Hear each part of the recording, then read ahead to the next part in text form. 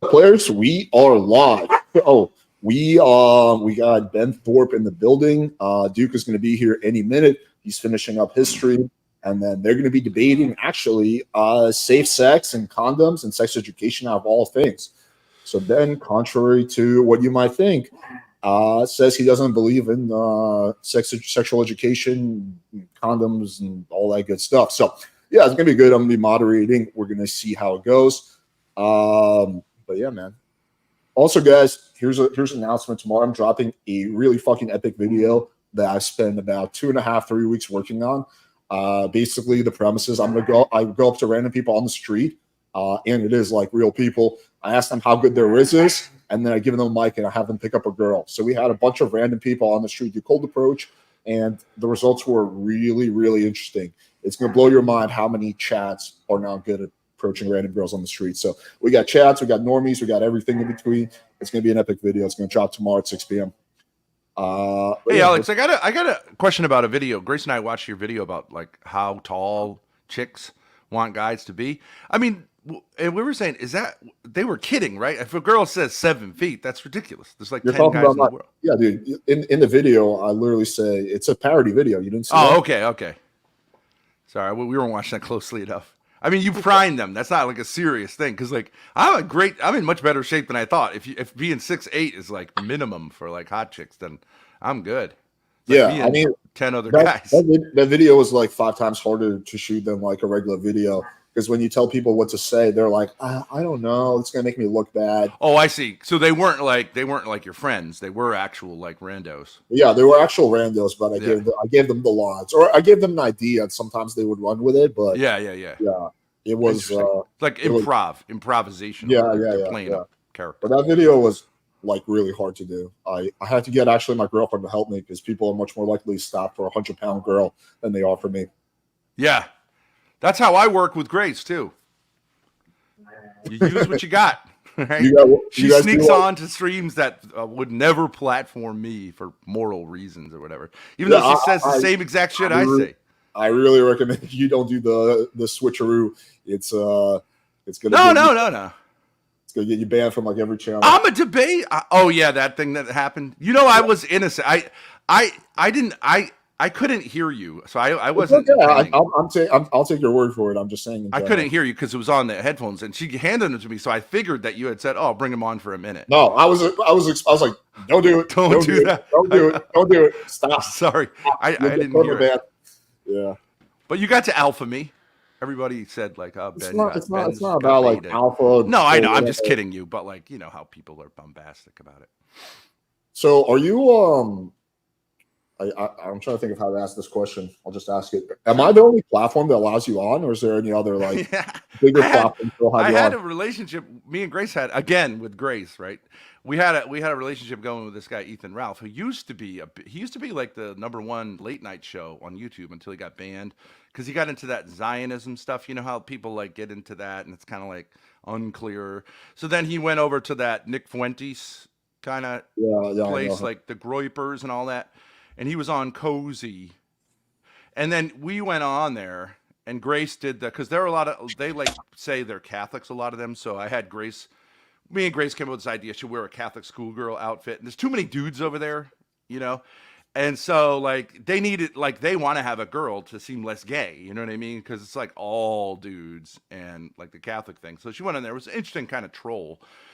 He liked it, you know, because honestly, I do think Grace, it's not just the sexual thing, although it is partly that, and that's okay. She's 20 years old.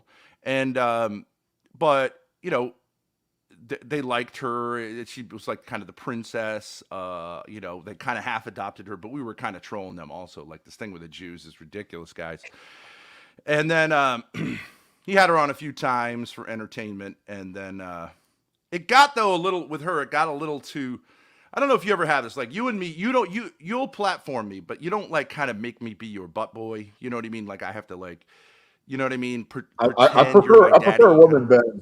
I prefer chicks. No, but I mean, sometimes people like you give people their space, if you know what I mean? Yeah, sure. Like you, even like with Greg Lyric, who you kind of like sort of helped out, and he was like a test case for your like coaching stuff, but like you gave him your space, and if people push back against him, you didn't like defend him that much. But people are very critical, but you're actually one of the most open-minded people out there. So like you don't really just like need it to be like super needy. A lot of times people, even in the debate sphere, they're like they won't let you like disagree with them. You have to be like super close with them emotionally, and it's like weird, Yeah, I hate shit like that. Yeah, I do think Yes. I'm like probably the most open to platforming with random people. I mean, Yeah. like you have to, dude, you have to do some like crazy ass shit to get banned from my platform. It's I like, know. like when people say like, "Yo, Alex, you banned that person." Like, why? What did he do that was so bad? It's like, dude, it wasn't one thing. It was like 25 different Right. things. You gotta Right. like, And then they can actually come on and like have it out with you you. gotta do so much shit to get Right. banned. Right. You're Yeah. hesitant. I think it's a good strategy. I think it's a winning strategy. But I know a lot of people feel like, you gotta create an echo chamber. You gotta create like everybody's got to agree. But like, actually, people really want spaces where there can be disagreement. And a debate, if you're doing debates, that should be where people, all different types of points of views, can come in. Yeah. So, and Well, to be even fair, like the manosphere, it should have a lot of debate. It shouldn't be like well, everybody to be fair, I'm agrees. not the only person that's doing that. I mean, you have Andrew from the Crucible, you have Modern Day Debate, you have whatever podcast, Yeah. No Jumpers getting into debate. So, Modern day debate's pretty open yeah, also, but it's also just it's like always the same shit, like flat earth. Like I don't know how much of that, like, you know what I mean, because you always find the kooks will come oh yeah, I to hate the defend their flat Earth position. debates. That's like It's the one type boring. of debate. Yeah, the one type. There's two debates I don't really do: flat Earth debates and religion debates. Right. Another one is like veganism. Like who fucking cares, you know what I mean? Yeah, I You don't gotta have like a sit there strong and like, opinion on that. I yeah. eat meat, but people can be vegan. What's up, buddy? Duke. Oh, what's good, man? Yeah, sorry about being late. I had another stream going on at the time. Yeah, we saw. It's all good, buddy. Kind of went left because we're talking about Zerka here. So Yeah, that's a whole yeah. nonsense in itself. But Did let's you see- go ahead and get this started. Thank you so much for inviting me, and let's go ahead and get this debate cracking. Even though I think Did you see the videos Zerka made about me? huh? Did you see the videos Zerka made about me? Is he calling you a fake snake that snaked them? I don't know if I didn't see the video. I'm just guessing because that's what Zerka does. I'll send you the video afterwards. It's pretty funny. Like I think between him and Sneeko, like they're both like equal in the title of like just being like the most fakest people on the planet, right? I don't get it. I don't know how people can like hang out with these guys and claim they're genuine people. They're not. But, Okay, I have my own thoughts on that. But anyway, let's get to the topic at hand. So we got Duke, we got Ben Thorp.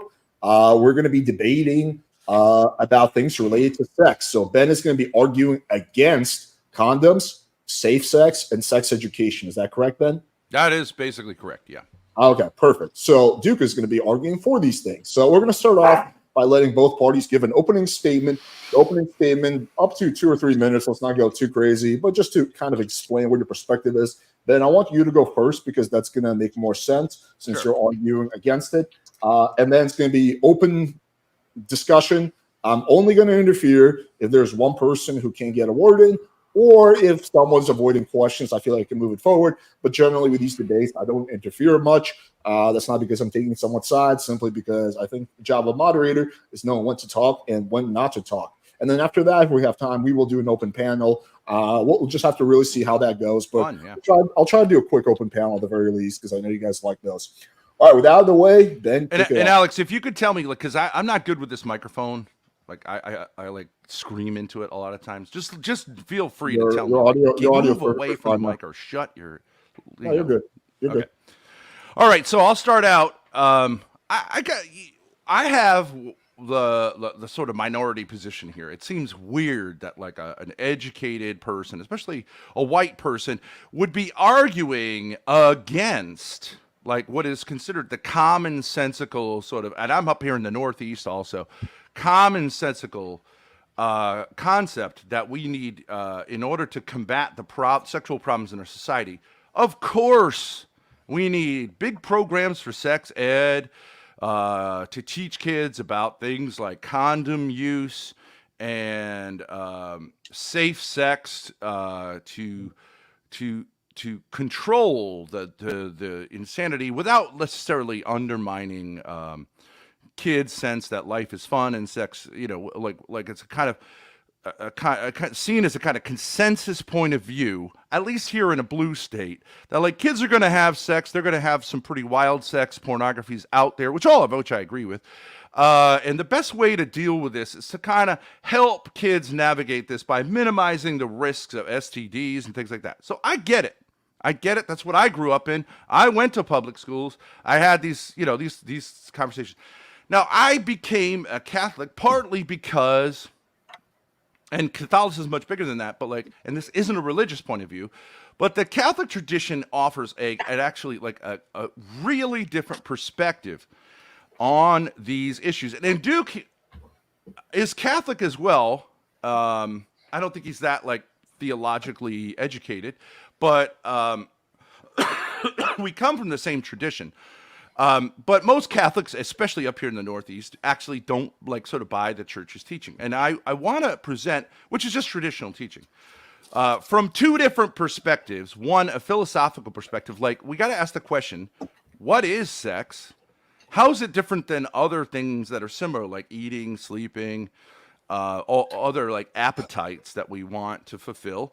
What is its proper role, and what acts do and don't kind of make sense to do with our sexual appetite? Another point of view is an historical one, where we could say like, okay, so if it's kind of a mess, I got 6 kids, I don't envy them being in the time period they're in. I've talked to and I know Duke does too, is in contact with a lot of young people and cares about them.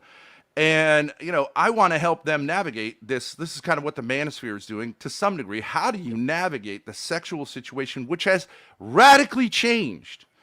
100 years ago in 1923, people would have no idea that there's dudes with dicks who are saying they're women and we're supposed to be like she, all the kind of promiscuity, the pornography. No one would have had any idea. So something happened historically.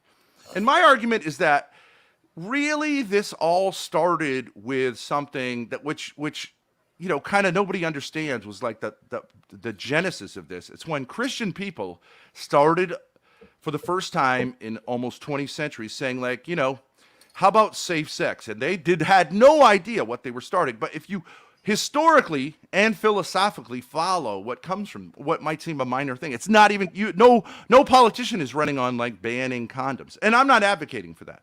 But the idea that like this sets things in motion that are incredibly dangerous, that get us to where we are. And we are not going to be able to solve these problems until we stop and look at like what the origin, what's the name of that?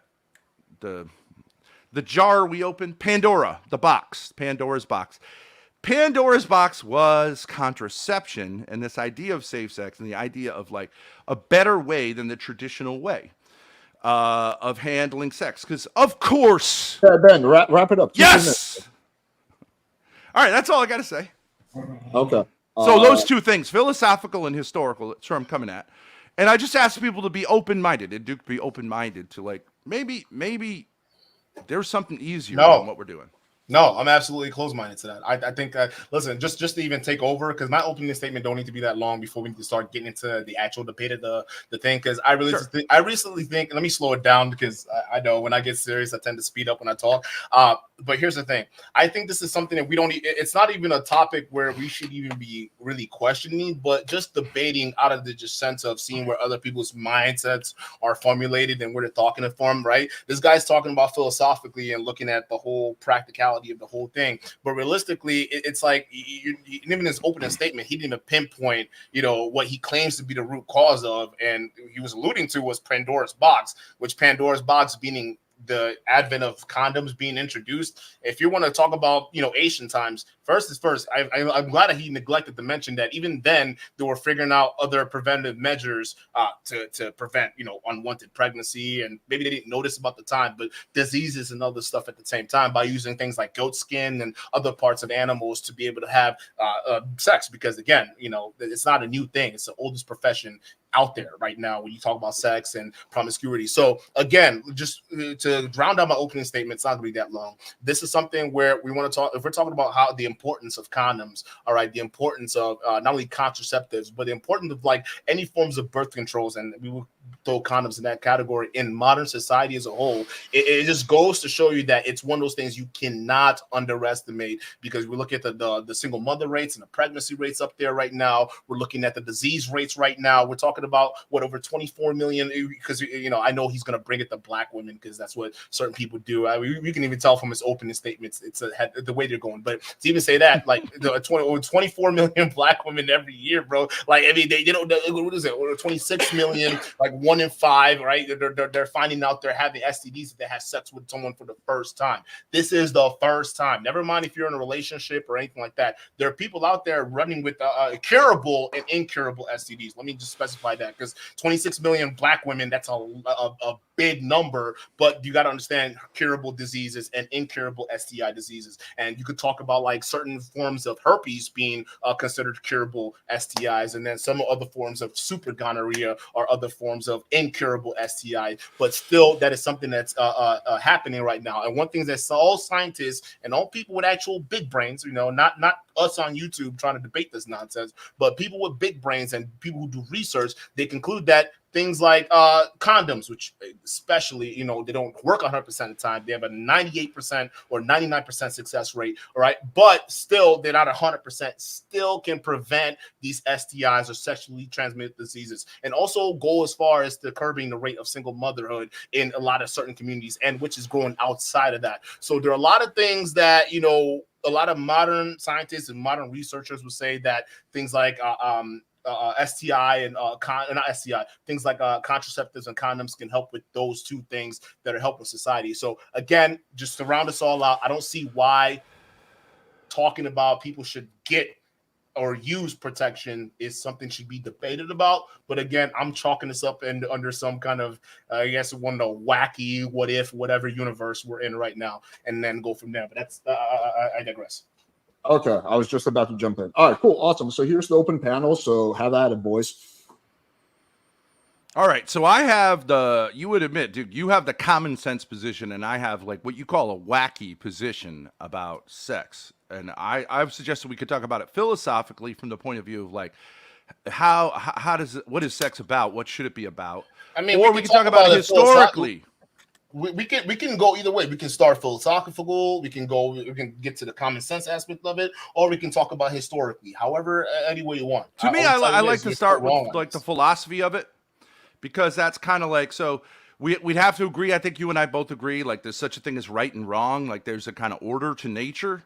Would you agree with that? Because that's where you don't get hardly anywhere with a lot of people. Well, like, I believe that is, there right and wrong does exist. But if we're talking philosophically here, which you're starting with, right and wrong depends on perspective. Would you not agree?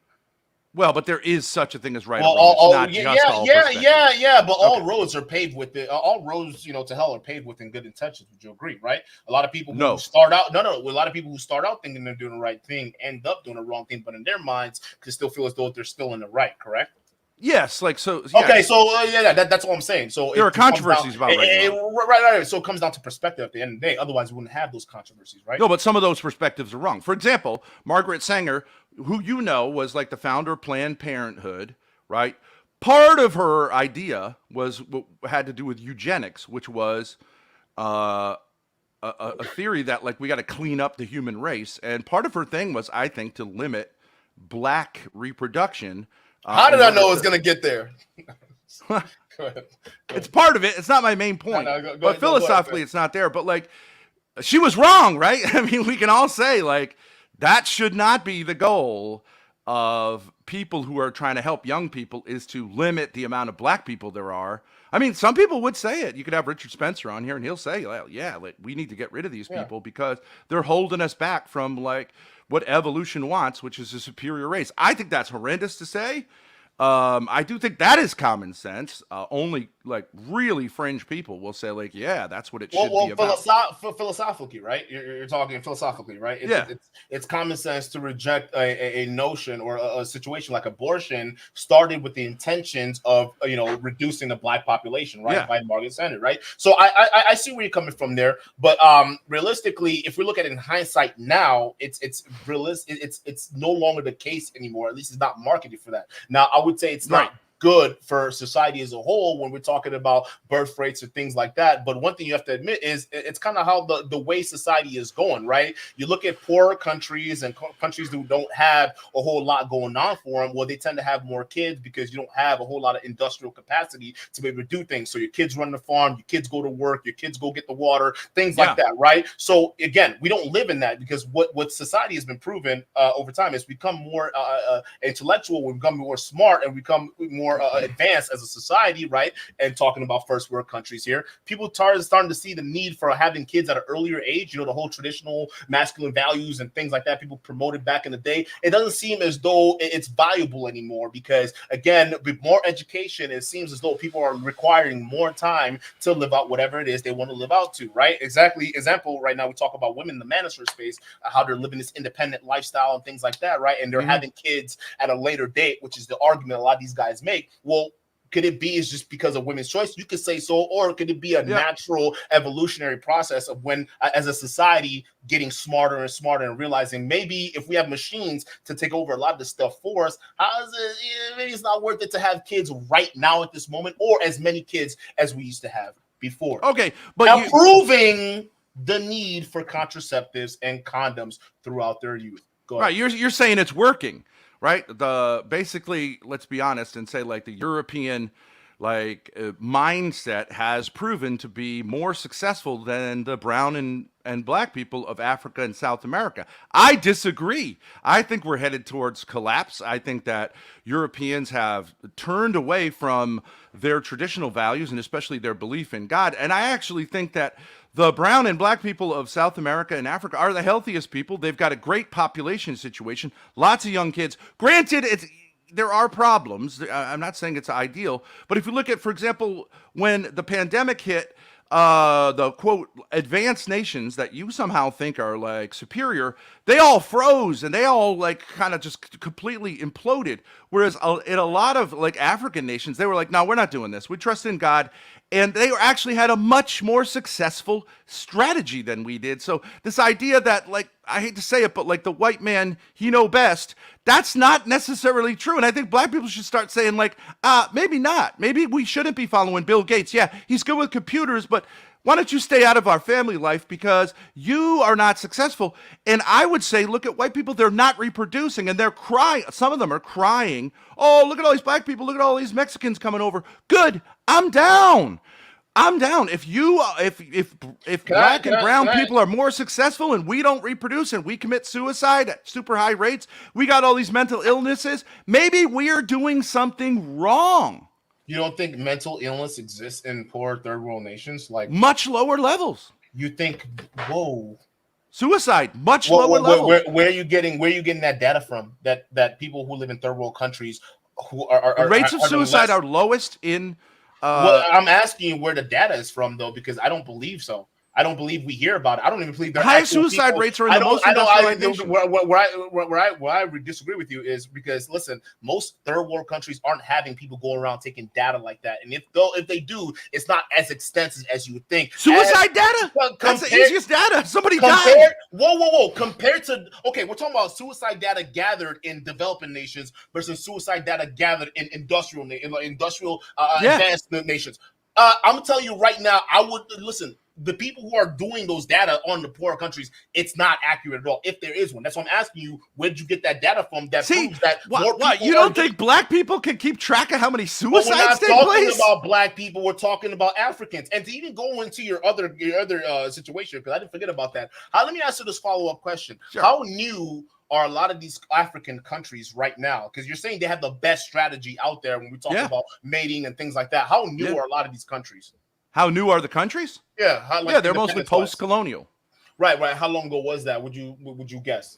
It depends on the country, but the end of like some of them like from the 70s was the from last, 70s, right? So we'll say colony. about 65, about an average 70 years for a lot of these guys, right? Sure. Who are starting a new country, and we'd say that's fairly young for a Yeah. new country, right? And now on top of that, a lot of these African countries, you would agree, are also being plagued by colonialism, right? Because a lot of corruption, post not only corruption, because the post colonialism is leading to that corruption. Because especially we're finding out with France right now, a lot of people from Niger, they're waking up and saying, hey, the French are still dominating our economy because they're taking our uranium and resources and things like that. So a lot of the times that neocolonialism, right, it leads to corruption with these governments, correct? Right. Okay, so when so when these governments are corrupt, it usually leads a bad outcome for the livelihoods of the citizens within those countries, because all the money and the resources usually stay around the top, correct? Yeah, I understand this problem. Okay. When you have money and resources gathered at the top and it's not spread throughout the population, all right, you realize that usually when we talk about childbirth and certain when we talk about certain nations, right, it usually happens with poor demographics. We agree as a whole, even when in industrial countries, right, poor demographics within those countries that are advanced tend to have more kids than richer people, correct? It's more complicated. Super wealthy people are starting to have a lot of kids now. Right. But it's not catching up to as much as more poor and average people. How many kids they're having, right? Is that even if it's coming up, it doesn't compare, correct? Yeah, it's poor, but it's also ethnic. Like Hispanic people have way poor more kids. Ethnic, but we're looking at brass tacks here, right? So even though like the rich people, their childbirth rate is going up and up, it still isn't as much as a lot of people who are in poorer classes, right? So we can agree that. Now let's extrapolate that and move out to countries, right? We're looking at the United States and most Western countries being the richest out there in the world. They're like the 1% compared to third world countries, all right? But you also agree that these third world countries who are being taken advantage of with corrupt governments and not a whole lot of things going on for them, they're also having more kids, correct? Yeah, generally speaking, yeah. Okay, so all right, and good so for them. You're saying good for them. All right, perfect. So why is it that's a problem and they have the right strategy, right? But then they're not also some of them wouldn't even see it as that because they don't also benefit for some of the outputs that a lot of these countries who are in modernized are getting, right? So first of all, education system is really not that good. Their industrial capacity to even manipulate their own resources for profit isn't that good, right? But what does this have to do with condoms? What this has to do with condoms is the more modern a country gets, the more advanced they get, the more they opt to use these protective things for childbirth because they want to prolong their life or whatever it is they want to do beforehand before actually having childbirth. You understand? So the point I'm getting at is a lot of people who live in modern societies, they're more likely to use protection like condoms and birth controls than more poorer countries. So it doesn't make sense to be comparing the strategies of poor countries to how wealthier countries are doing things because the fundamentals are completely different. Do you understand that? Well, I understand what you're saying. So you're saying, but what is it? How is that is that an argument for condoms or against condoms or what? You're just saying it's an argument for why they're actually it's not even an argument for before. It's just letting you know the difference because you're using the argument of how African and poor countries have the right strategy, and I'm pointing out the reason why is because they're way more advanced, right? If you're rich. On average, if you have more money, if you're educated, if you're wealthy, chances are you're not going to have as much kids. It's not just a principle for rich people and poor people. It's a rich principle for rich countries and poor countries. But if you look at rich, like say mostly white people and compare them to like poor black people, the common sense idea is, this is like Wakanda's, like we got to make sure we got to someday be like those people. I don't think that's necessarily the case. I don't think that white people are very successful. They're crazy. Their women are crazy. I'm not saying all of them, but like we're largely imploding on ourselves and we're going to wipe ourselves out of existence. And like that's a strategy that should be questioned by us. It's super questioned by poor people who are often but not always minorities, and say like maybe we don't want to go down that path. But listen, we live minorities. We're not talking about minorities in other countries. We're talking about minorities in the West, right? Okay. Some minorities in the West, they're actually doing quite well. You understand, right? So it doesn't make any sense to make this just about a racial issue if you have even rich blacks prolonging childbirth and marriage in this country as well. Right. Okay. So I don't get why this is a race issue saying, hey, blacks are trying to be like the whites, because realistically, even though your population is imploding, black population in the United States and generally around the West has remained stagnant. Right, it's the same. It hasn't moved up or down, but it just shows you that we're doing our thing. You guys are the ones that are declining. Black folks and most minorities are on the up and up, if anything else, or they're staying at the same level. Well, the Hispanics but Hispanics are on the up and up, but black folks are pretty much staying at the same level. Meaning they're either having kids or they're not having kids. Either way, it's enough to stabilize the population. You guys are the ones in decline. So but if you say time out, you should follow us, then you're going to be in the same situation. Who's saying that was going to be my next question? Who's saying to follow the white people if you guys were already watching your population decline, but then our population has stayed stagnant and the minorities, including in the Latino population, are taking over? That doesn't make any sense. Well, in other words, there are two conflicting kind of like approaches to family and all this kind of stuff, right? And in America, it's like really the white Protestant WASP point of view, which has become a kind of liberal secular view.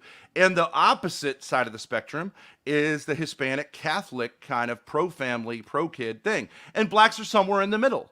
Okay, so whatever. I'm just all I'm saying. What my point to you was like there is such a thing as right and wrong. But philosophically speaking, it doesn't make any sense to even bring black people in the situation because black folks, our population has remained stagnant. Now, it's not. I would like for it to grow, and maybe if we talked about things like Planned Parenthood and figure out the issues with that, maybe that'll help the black population instead of staying at a stabilized level, they start to increase a little bit. Maybe that would help. But to use that and minorities as an argument for reasons why condoms aren't a necessary thing, I'm telling you, in a modern society, I don't think it matters to a certain extent. But I would say the biggest influence is that education allows people to utilize and practice safe sex. Right.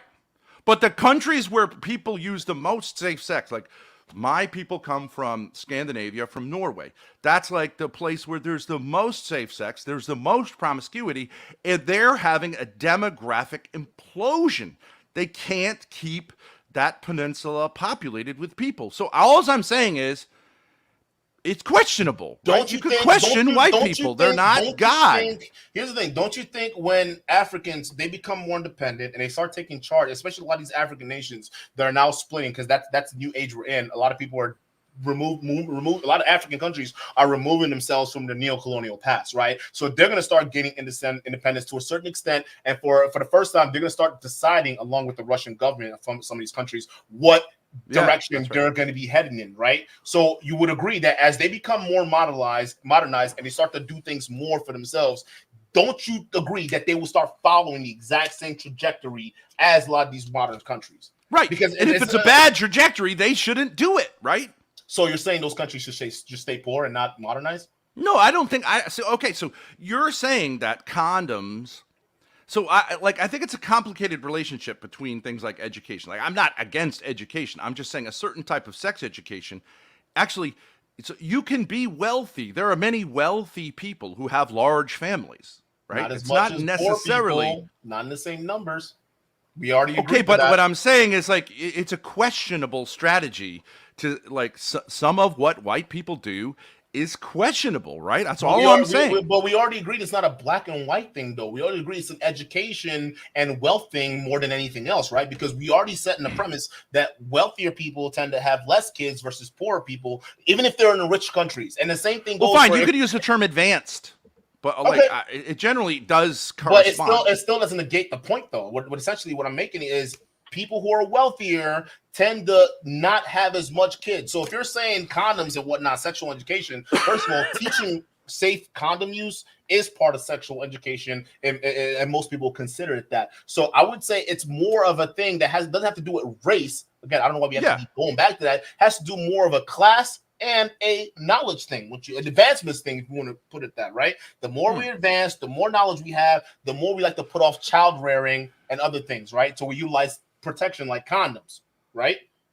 Yeah. I mean, a lot of poor people in poorer countries don't necessarily get access to that. So a lot of times that shit happens. Now, we're just talking about the child rearing and, child prevention type of conversation. We're not even getting to the sexually transmitted conversation, because we can argue that sexually transmitted disease without condoms will be on a completely different level. All right, let's talk worse about that. Than we'll Let's talk see about Go ahead. I'll let you take the lead. Okay.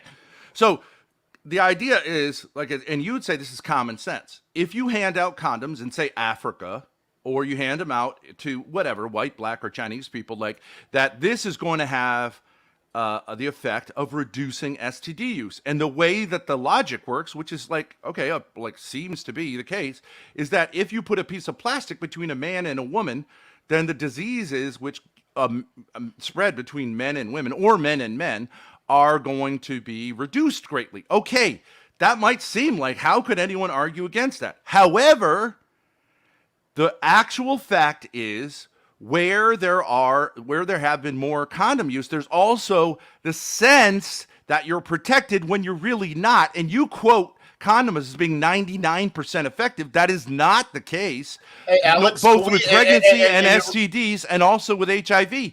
They're not anywhere near that level of protection. No, they are not. I would say it's in a 90, high 90% range. Condoms are, okay. No, they are not. Like, especially when you talk about moderator. If you want to look that up and so when it comes to pregnancy, they're over 98% effective if used correctly. If used correctly. Okay, but who cares? Like, in theory, in a lab, we're talking about on the ground. That's why if you're having sex repeatedly with someone using condoms over the course of a year, your chance of pregnancy is quite high.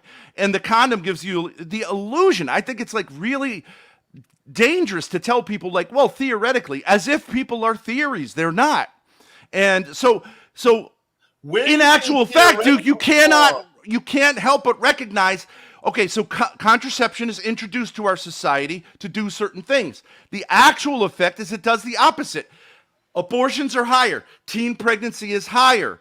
STDs are higher after those things have been introduced than they were before. So this strategy, while it seems to make sense, actually has the opposite effect of what it was intended. Now, whatever racial or poverty group, you got to say, like, when someone's doing something for a certain end and it's not happening and it's doing the opposite, you should question whether that strategy makes any sense, because that's the definition of insanity. To go, well, let's just keep doing it. Here's the thing: you're talking about strategy as if, okay, the society or people introduce contraceptive, they introduce condoms, and look, all this stuff's still on the way up. No, it's not. Okay, teen pregnancy. Yes, it is. In certain communities, it may be on the rise, but diseases and pregnancies is not to the same rate as people in the past. If you want to compare it to like 40s data or even it's not the same rate. It's way higher. No, dude. Listen, the pregnancy. Oh, come on, Duke. You're living in a fantasy world.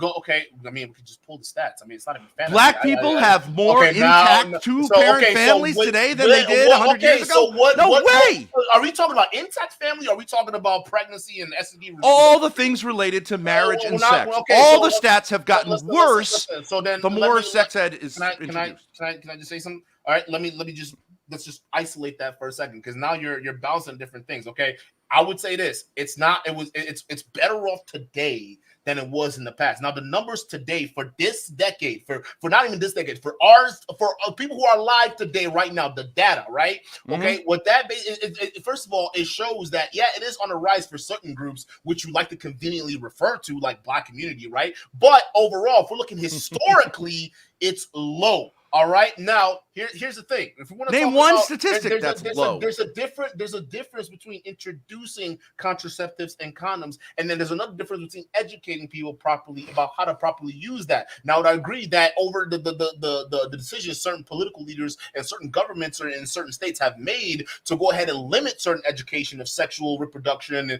and sex itself and protecting yourself with STI and stuff like that, that has not been taught adequately in schools. All right, in certain places that are supposed to teach that. So I guess when we're talking about that issue, we're running to the lack of education, not because these contraceptives and condoms were introduced. That is the problem. It's getting worse for modern standards. Right. Okay. It's because the lack of education. But if we're looking historically, it's been going down over time. No, it has not. Name one metric which has been going down where sex education and a liberal kind of like condom orientation are we talking about, has been promulgated? Name one. Name one. Okay, so now you're moving the goalposts. Are we talking about education or since introduction of it? Because I'm talking about introduction. I just agreed.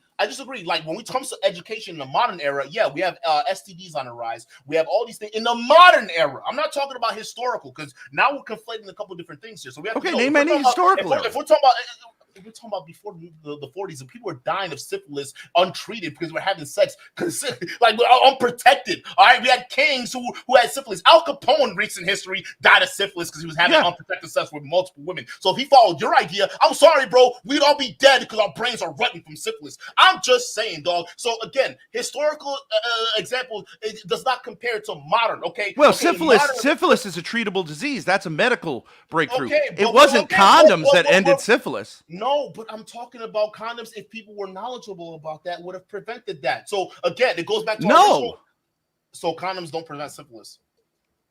No, the story of syphilis is that it's treatable. If you get syphilis, you can go to the doctor and treat it. It used to be a terminal illness. Okay, so condoms have nothing to do with it. Wherever condoms are introduced, you just asked me about giving you historical examples, and now you're bringing about modern times.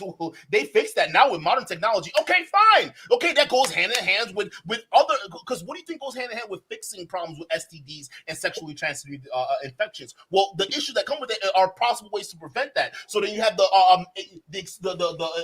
innovation of other sexually preventable disease methods like penicillin. One thing I will add to the discussion, because you guys were talking about examples, is HIV rate and HIV deaths have been going down and down since the 80s. So that's just food for thought. Exactly my point. So I mean, we know the actual facts have been shown compared to modern era. Okay, it's been compared to historical and modern era. It's been going down. It's just what it is, right? Again, I don't know you're saying that like condoms and sex ed have been successful, or are going to be successful? Yes, that's what I've been saying. So you want to use those things because even though the people are still going to be catching those things, it does its job in preventing the vast majority of people who could have gotten it if they didn't use it. So you're saying that, like, say, like young people are in a sexually terrific situation the more they're into sort of the modern idea of safe sex. That's just not true. They're not able to have healthy relationships. The rates of divorce are higher. The rates of STDs are quite high. Although which disease is the one that, right, is it changes because some diseases lose their like intensity. We didn't beat COVID through masks. Okay. COVID just ran its course, right? It like no one solved the problem. So people having condomless sex, right? You know, it doesn't. Listen, HIV, we can beat it with just having people just let HIV just run roughshots through the population. Eventually, we just build up an immunity to it. That is largely what happened, and also there are like medical innovations, but those aren't the same as sex ed. Like if you say like, I'm arguing against the entirety of the modern world, like the invention of planes. I'm not. I'm just saying this specific element doesn't have to be taken as part of the package. I'm glad I got a washing machine, but that doesn't mean that I need to have condoms in my, Okay, so life. Then why is that you have such an issue with condoms specifically, saying that condom doesn't do its job? Yeah, okay. Even though the stats are against you right now.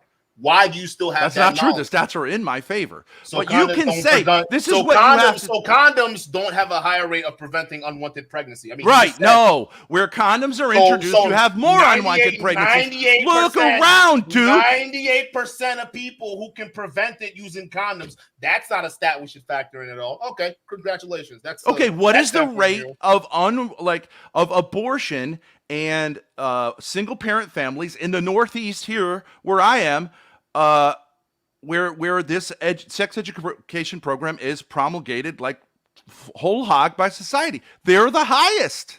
Rhode Island has the highest rate of STDs in the nation, and yet we're super blue. We have all these fucking programs. They don't work. Now you can say, which is a cope, that once we double down on it, once we get it, once we get the hang of it, once we learn how to use condoms, once we have more and more education, but like at a certain point you'd have to say, if a program isn't working, you should question the philosophy behind the program. Maybe this is actually not a good idea because it's the fruits, right, that you're going to judge a program based on, and the fruits are not good. Again. Somehow in your mind you think they're good. They're not. Look around at young people, their sexual behavior, their ability to form families, and the health of the societies that see this as, they're not healthy, and more in black society than white society. But it's still the same problems. Like if you're saying like, hey, we introduced sex ed, it's fantastic in every way. Young people are doing everything the sexual revolution said they were going to do. We're avoiding all these problems. You're out of your mind. But then I can't even talk to you. No, it's not even out of your mind. It's compared to what we came from. Where we came from was people dying of basically preventable sexually transmitted diseases, and diseases that could have been treatable if it wasn't for modern advancements in sex ed, and also being able to. Yes, it was, bro. You're being proved wrong. No, listen, I think if you took your average black or white family, why does it have to even go to the race thing? We're just looking at it as a whole, right? If we're it goes back to what we eat. The stat that you and me, not even the stat, the argument you and I agreed on even earlier in the stream. All right, it's something that has to do with poverty. So if we're looking at Rhode Island, how do I know that? Because now we have to look at, okay, what are the school districts, where are they located in, where the birth rates are higher or the transmitted diseases are higher? Because now you got to look into the stats. Just because someone introduced time out, no, don't say a little bit, because now I'm getting to a point. Just because someone introduced sex education and condoms and things like that is not a causation that the reason why in the modern era a lot of people are getting diseases and certain things like that. Correlation does not equal causation. You understand that, right? So, but that's exactly the argument you are trying to make right now. You're saying just because it got introduced and we have all the education right now, look at my district, it's going up. Okay, what is the average income in those districts that they're going up? All right, what stats are you looking for? High. That in the district you're talking about right now, the Northeast, but we're not talking about. I'm not talking about that, because the Northeast can span many different counties, and different counties has different styles of funding. So that's not even a culpable argument. But can I make a point about correlation and causation? But we're on that point right now, so no need to switch it up. Okay, so again, do you agree that even if you're spreading out the Northeast, counties are divvied up differently? Certain counties have different funding for certain things, right? Of course. So you can't then say because we have an advent of sexual education now and it's not working, because in my county there's a lot more people having sex and having all these babies, because we haven't looked. You have to look deeper in the numbers to see where in those counties, what type of funding those counties are getting, if there's schools in those counties actually getting sexual education, not just the Northeast, because that means so many broad different things. So that's not even an argument you can use. But in the Northeast, poor people do get heavily funded by like wealthier people. Yeah, the average expenditure in urban schools is way higher than it is in suburban schools. Who pays more taxes? So all these programs, like there's been, Duke, you don't think there's been an initiative in the last 50 years in this country to pour money into minority and impoverished communities to help raise them up? Okay, yes, there has. Okay, but it largely hasn't solved the problems, because it's not an education problem. It's a moral problem. It's not a moral problem you say correlation. Okay, so correlation does not mean causality. I agree with that. But what you need to do is have an explanatory mechanism for how this correlation can be explained. And that's what I wanted to do with the philosophical thing. It's easy to see how it can be explained. Certain things. Yeah, you can explain shit with philosophy, but then you got to, at some point, you got to get out the philosophical and get into reality. And reality is beating up your philosophy right now. It's telling you. No, it isn't. Oh my God. Now, wait, let me just give you an on the ground reality. If you say 100 years ago, black and white in America, were people healthier overall? I'm not saying was it perfect. Okay, well, what do you think this "Make America Great Again" thing is? It's saying like in the past we had. No, you're gonna let me talk now. You no. You're gonna let me talk now, right? You got a chance to talk. You got to yell. Now I'm gonna talk. No. What do you mean by healthy though? Can you break that down for the audience? Alex, this guy just won't let me talk. I said. Hang on. Relax. Take a deep breath, boys. Let's let Ben expand on what he was saying. I just want to know what he means by back in the day healthy, so I know what to respond to. All right, just let me talk for a little bit, then you can. So Ben, just be clear when you talk. Ben, when you give your response, just include that in there, please. There we go. Okay, so I'm just saying, if you were to look at some stats, and this can be a black and white thing, but it's largely the trends are the same. I think a lot of people today, a lot of young people would look at where we are as a society 100 years ago and say, in terms of marriage, family, single parent families, all the rest, we were in a much healthier situation, right? A lot of the crazy shit that goes on today wasn't present there. Like, a lot of young people do not like the fact that, like, they're inundated with pornography all the time. In 1923, it didn't exist. Okay. And the rate of divorce, there were divorces, but it was really low, black and white. The rate of promiscuity, the STDs existed, of course, but they were much less prevalent. So on all these metrics, something was going on 100 years ago, despite the fact that in some ways we could say, like, there have been technological improvements, but there actually has been a deterioration of the quality of relationships, marriages, and sex. Now, if you want to say, like, what happened, I have an explanatory mechanism that is historically provable. But if you want to say we're living after 100 years, like, this is so much better than it was 100 years ago, I just don't know what to say to you, because that's palpably not true. Young people are finding themselves, like, in a nearly impossible situation to navigate. And I don't think by doubling down on what we've been doing over the last 100 years is going to come up with any better results. People are lonely. People are not experiencing sex as a positive thing. We're getting to the point where I was talking to a 25-year-old streamer guy.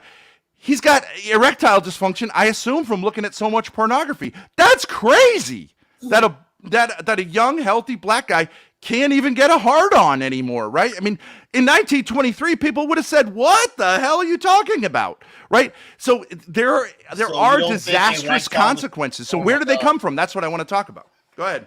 The fact that you don't believe erectile dysfunction was a thing back in the day was crazy. It's crazy to me. The fact that you don't believe people, and we for the fact that we know that prostitution is the oldest profession in the book. You're just acting like it's like a prostitution and men going out and dealing with these type of girls, or girls who are always more inclined to be more promiscuous. It's a new thing. Like, men didn't run brothels. It was very limited in 1923. I'll let you talk, bro. So you want to talk about limited or not limited? Okay, I like how he brings up the comparison between what happened in the past and how society's degraded now. And he's not wrong, okay? Society looks a little bit different than it did in the past, because it is a little bit different than it is in the past, because what he's not acknowledging is not only economical changes that we transformed as a society and we went through. We're talking about the Great Depression and so many other ups and downs in the markets, right? We're not even talking about how even education and the style of things actually changed over time. No, he's not talking about it all. Essentially, what he's doing is appealing to, like, the most simplest kind of argument you can ever appeal to, which is basically saying, hey, see, look how in the past, and it was in the past where we didn't hear much about this stuff going on. Not the fact that we don't even know if people were doing research for this kind of thing back in the past. For Pete's sake, people found out in the past that lead was a poisonous thing. All right, again, he's not even acknowledging that. All of that stuff that shows the slow difference that people made through research and education to where we got now is different. Let's even go into the economical part, because that's part of the reason why when we're talking about depression nowadays in young people, okay, again, it's like a boomer who got to get his college paid for or was able to pay for it easy, but then looking at how expensive college is right now and turning around and saying, hey, why can't you guys do it? He's making the exact same argument, saying, hey, yeah, the past, things were a little bit different here. We had certain things going on, but, like, why don't you have that in the future? I don't know. Maybe multiple market crashes that goes up and down, limiting young people from even getting to the point where they can get homes. Where back in the day, a young man can afford a home with working a full-time jobs, right? Even the hours back then were a lot longer. Fuck 8 hours a fucking day. You're talking about 12 hours in some cases for some of these guys that have to work back in the day, right? So never mind that prices are going up. It's not because government and all these other economic impacts and so many wars and the fact that now money is much more expensive than when it was before. No, we're going to negate all that. All these things lead to people being more depressed in the future, because back then it was easy when a burger cost you 36 cents, right? It was easy when that was nice. It was easy when your money had value. It was easy when you were able to afford a home. It was easy when you were able to afford a school. But nowadays, young people aren't getting that opportunity and they're more depressed. They're not getting that opportunity. You got stagnant wages and a big economical burden inherited by the baby boomer generation before that. But I like how guys like this tend to come up here and sit down, look at us and say, hey, listen, you kids are more depressed than ever before. Why don't we just bring the laws back from the past? I mean, you guys would be a lot better. Okay, listen, if we're going to do that, then the economic conditions need to change and we need to bring back the gold standard. How about that? Yeah, okay, but you're actually making my point. You're saying things were better in the past and something went wrong. That's right? not the point I'm making. The point I was making is you are and not boomers can be assholes and go, well, it was easy back then. He's misrepresenting me. The point I made was how you are not talking about how things were different in the past compared to now to lead to your conclusion to make that the past was way better than what people are going through right now. In some ways better. In some ways better. We're talking about historical trends. And I'm saying in some ways they had something right and then something went wrong. Now, I want to say that young people, I have tremendous sympathy with them. I'm not saying it's easy to be a Christian in terms of sexuality in the modern era. It's difficult. You're inundated with pornography. But I think we got to tell young people, all right, there was something that we did wrong as a society, and we should fix it. Now, can we talk about that a little bit? It's a little bit philosophical. What is it that, say, condoms do to sex and therefore marriage and therefore families? That's off. And you can argue, no, it actually helps situation. What it does, right? We have to a little bit talk about what sex is all about. Can we do that? If you go ahead. All right. So I think nobody would disagree that sex is about two things. It has a relationship with having kids. After all, it's the reproductive system. And it also has something to do with people showing love to one another, right? Which makes us different than animals, most of whom just, slam, bam, thank you, ma'am, right? And so these two elements are both important. They're both beautiful, and they're both sacred. Okay, that is what it used to be. Now, when you introduce a condom or birth control or pornography or any of these things into that, what you do is you try to break you try to break the connection between reproduction and the unitive dimension, and you kind of end up turning sex into something that's about pleasure. Right, but so you just that's mentioned earlier. But you just mentioned earlier that people have sex for two different things, right? For love and usually for recreation, right? You just mentioned that earlier. So yeah, for people who want to have sex recreationally, they're going to have to put condoms on, right? And even people who are married, they put on condoms, especially if they're going to a situation where you have a family who can't afford more kids. They can't afford 2 kids, right? So what do? The best chance of is instead of going and having one person to get their tubes tied or another person getting the vasectomy, the option they go for and opt for is having a condom present in the relationship until they're ready or financially secure enough to have another kid. And sometimes if the wife wants to, she can hop on birth control. Okay, so there are benefits towards this because again, I don't think people are understanding how kids can be burdensome sometimes on society, especially when they're birthed by families that don't have the means to take care of them. Which is part of the issue we're facing right now. We have a lot of listen. It costs $200,000 to raise a kid from birth to 18. Most people aren't even making $30,000 a year. But there are a lot of programs to help those people. There are a lot of programs. Doesn't mean everybody's taking advantage of it, which is why we have the issue we're having in society that you're complaining about and trying to use as an argument towards people not using condoms. Can we just stick to you said that I think that I think this is the issue. You said that I think that some people have sex for recreation. That's the issue. If you use sex, so I would say you could go out have a meal. It doesn't even have to be that, you can have a meal that our kids will have Halloween candy. It's not good for them. Not a big deal. But of course, if you have Halloween candy every day, you're going to get diseases. Now, the issue is in our society, we said and we say to kids, we assume they're going to have sex recreationally. And we don't even bother largely telling them no, that's not healthy for you. That's destructive, right? And you look at me and you roll your eyes and you go well, no way. You can't tell kids that sex is something that should be special and that it got, all right. So that's the question, right? And I would, so are you arguing that sex is not something that's special and should be treated with a kind of care and that it's fine just to use it recreationally? Or is that what your argument, I assume, would be? First of all, sex is sex. Sex is a biological function meant for reproduction and reproduction alone. All right. Although, as advancement, so if you have sex without condoms, you don't get pregnant. Okay, but you said reproduction alone. You don't Right, think right, that right, right, human right, right. beings bond when they have sex?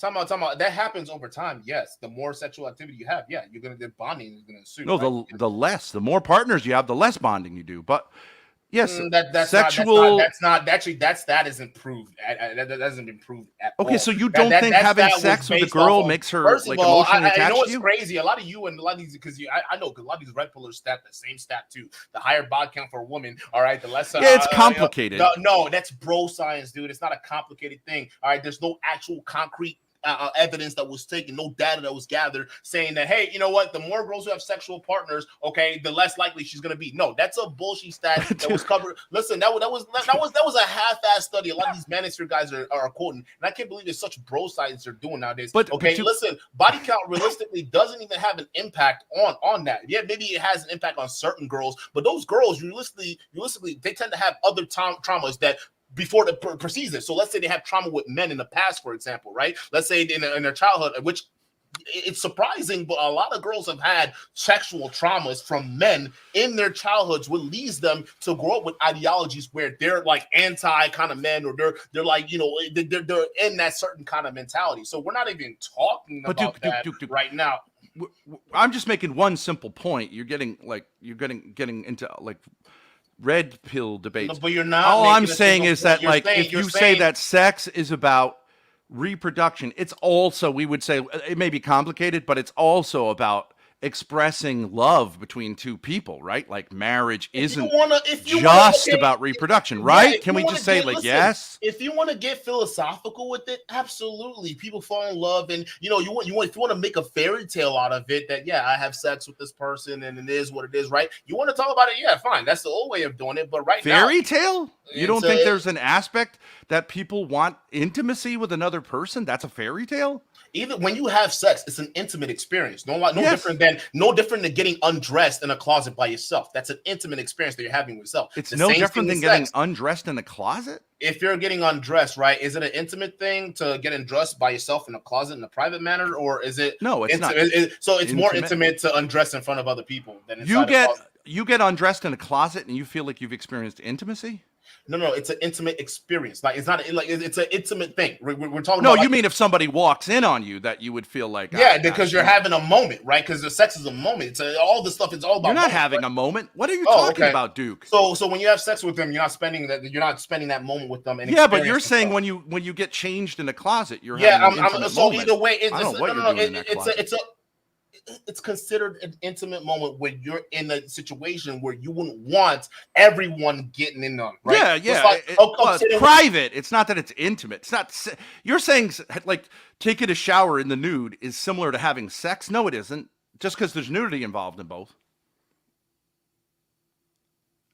I lost your audio. Yeah, Duke, we lost your audio. Can you hear me? Bro, can you all hear me?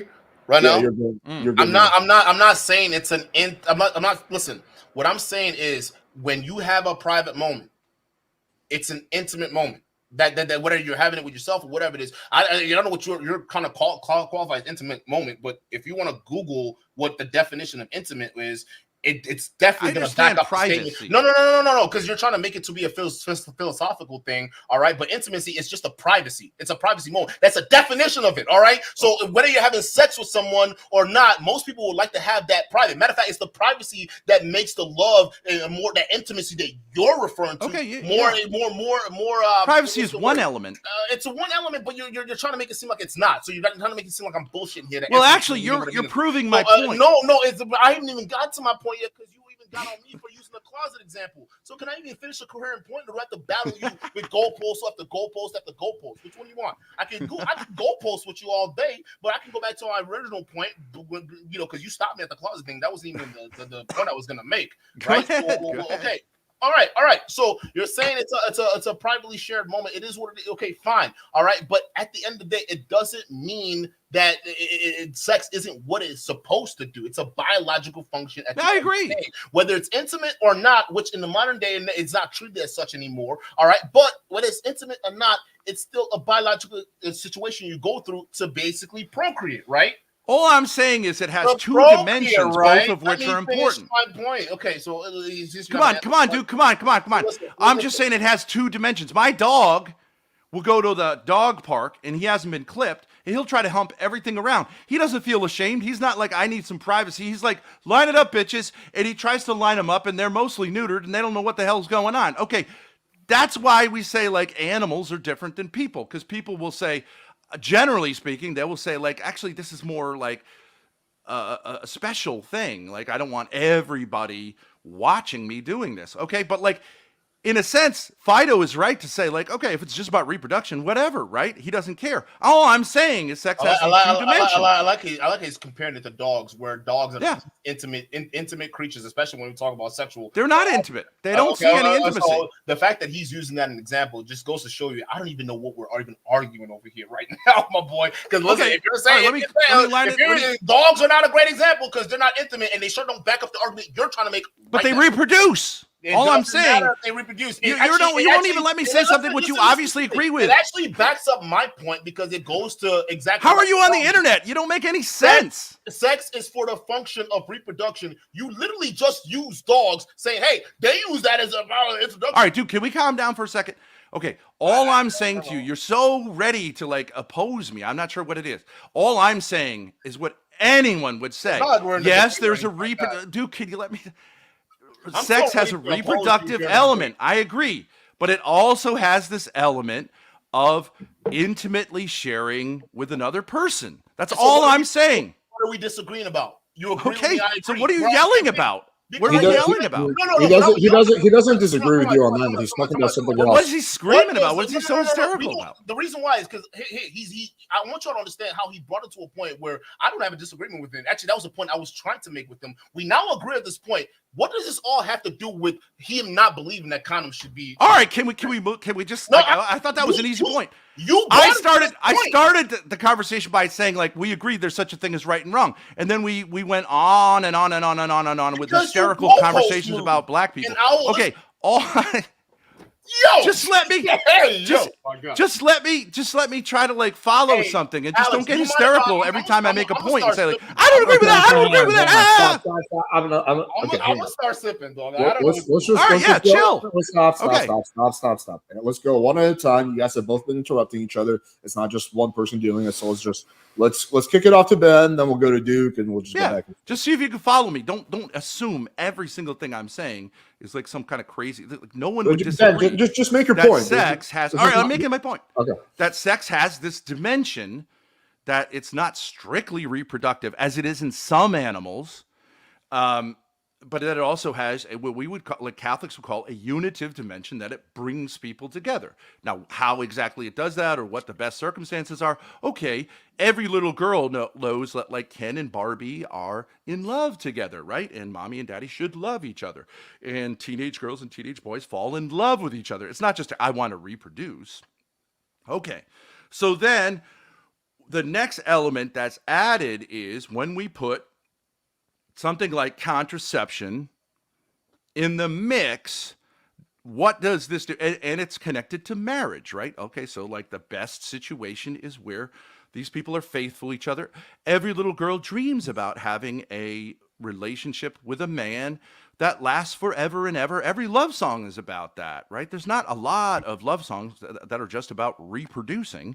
There is this dimension. Okay, so then when we add the element of condoms or artificial birth control, what we do is we start breaking those two things apart from each other, and we say, well, what can't I have the unitive dimension without the reproductive dimension, right? The procreative dimension.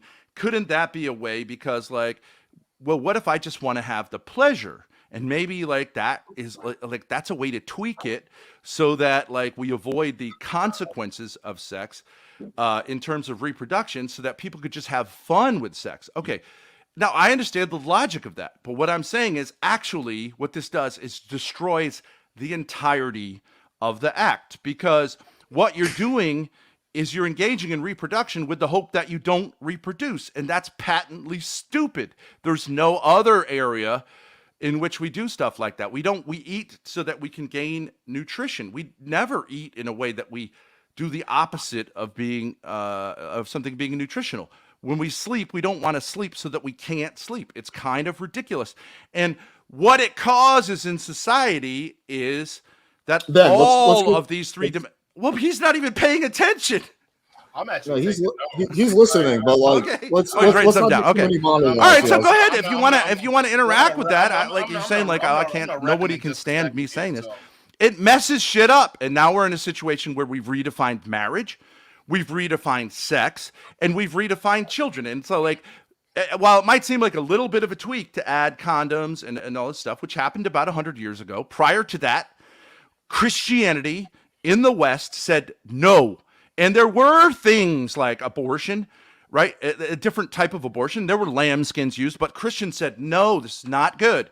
Then we opened Pandora's box thinking like it's just a tweak, and it's had unbelievable consequences, which are identifiable. It's not just a correlation, it's causal. When you make sex when you break the unitive and the procreative dimension, you fuck the whole thing up. That's and it's easy to see how that happens.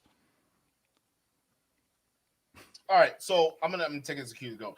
So he's talking about how, notice how he's bringing up the past right now, comparing to how it had happened, right? And then he's also bringing up sources in which people had that idea where, sex should be more about unity, right? He brings up Christianity. He's mentioned that. He even talked about his Catholic background being a background or a foundation, at least, on why these values were a thing to govern society for as long as it did up until the modern century, right? But then he then goes on to say, hey, you know what? Because we don't have these values anymore, the society is gone haywire, right? People are having pregnancies, right? We don't hold the same values anymore, right? That's what he's talking about. Okay, he's not actually acknowledging the fact that, hey, not everybody adheres to Catholic or Christian values. Not everyone adheres to Muslim values or any religious values because we live in a free country, all right? Maybe America may have been founded on Judeo-Christian values and some of the values a lot of people know today, but over time, as people start to get their freedom and independence and people start to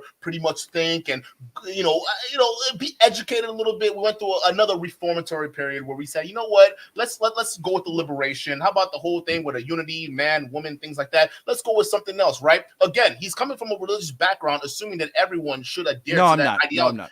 So you weren't just bringing up how I'm not appealing to the Bible. I'm not saying. I'm just not saying like I didn't interrupt him at all, bro. I haven't even finished my point yet. So I mean, if you want to go ahead, or you asked me whether I'm making a no, religious argument per se, and I'm saying no. It was a rhetorical common question. sense. I was actually asking the chat, all right, because you were making a religious argument. You Okay, were now making you're just that. lying. So you didn't make that as a foundation. This is a question I'm asking you. So you make religion as a foundation of why people got these values of unity to begin with when it comes to sex, right? It's not religious, no. It's philosophical. You're talking about philosophical again. We can't bounce back and forth because we just let you monologue for a bit, and you just basically derive the entire chat, and everybody's sitting here listening to you talk for the past 10 minutes now. All right, you could gaslight. You got to be a victim, no matter what. You got to be a victim. All right, go ahead, be a victim. This is why don't we just have a conversation like two men instead of you portraying yourself constantly as a victim? I make a point, you make a counterpoint. Why does it have to be this like bitch energy? Look at you moping. Is this a strategy to win? Right? Yeah, it is. Okay. Well, why don't we just talk? Why can't you say like, okay, that's one idea.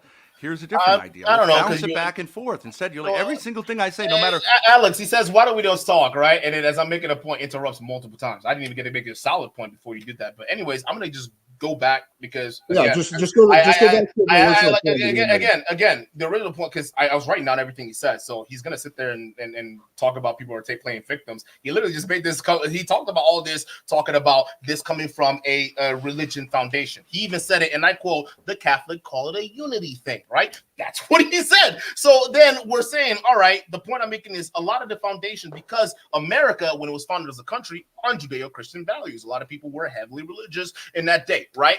Now, past that, in the modern era, we now realize that not everybody, especially America, becomes a melting pot. Not everyone shares those same values. So what you're going to see is society change a little bit. What he's making it seem as though is because we forgot our values and now society is degenerate. No, it's just basically we're in a society right now where people don't believe in those strict values of one man, one woman. Nowadays, people believe one man, or one woman, one woman. Some people believe in certain other aspects of sex instead of just missionary being explored, right? Maybe some people like certain types of things in the bedroom. Maybe some people like certain things from the woman in the bedroom. It doesn't matter. It just, what matters is we're in a completely different age where the vast majority of people are becoming more secular and they don't have to adhere to old, archaic, Catholic or Judeo-Christian values like we did in the past. Now, where he's right on is those values don't matter anymore.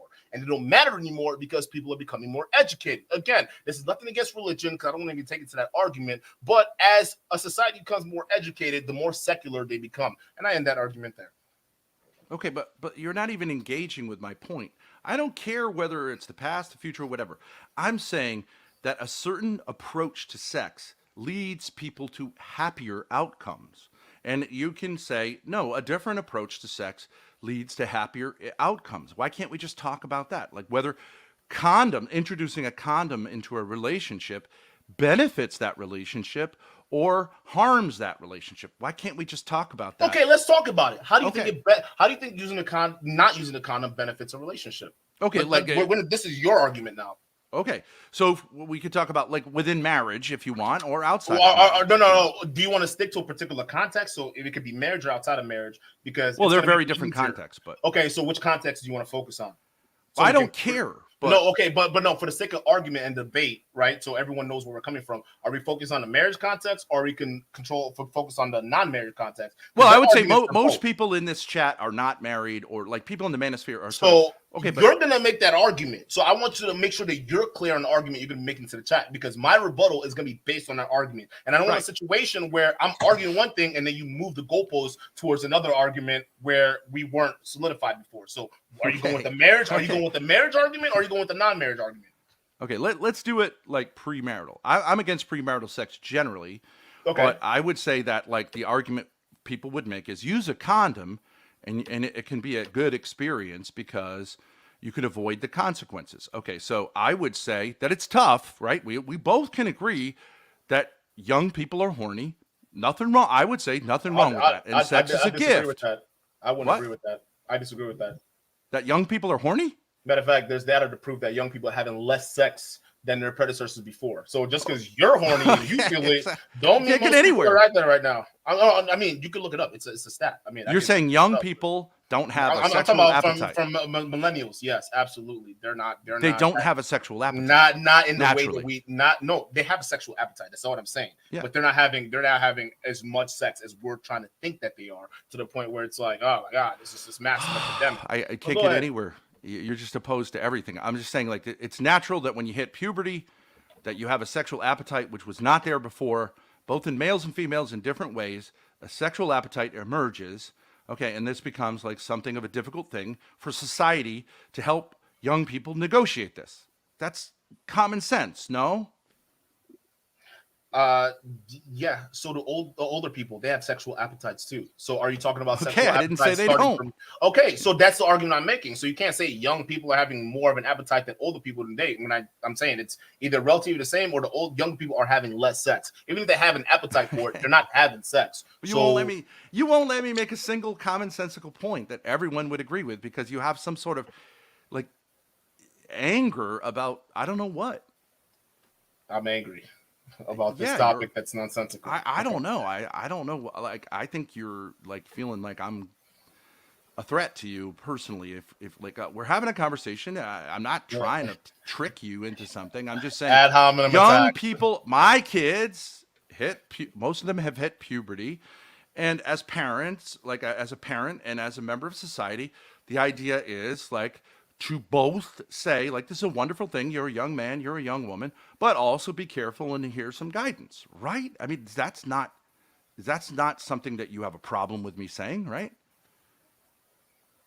Let's focus on the discussion at hand instead of the meta discussion. I'm just also. No, the thing is, Alex, you got to understand. Alex. Hold on. He's got to take it to the meta discussion because that's the only way he makes a semblance of sense. Right? Always Victim. Again, and then when he doesn't win on that fact, he then starts throwing the ad hominems attack, saying I'm angry and emotional and I'm a victim. Okay, all right, let's just say the guy.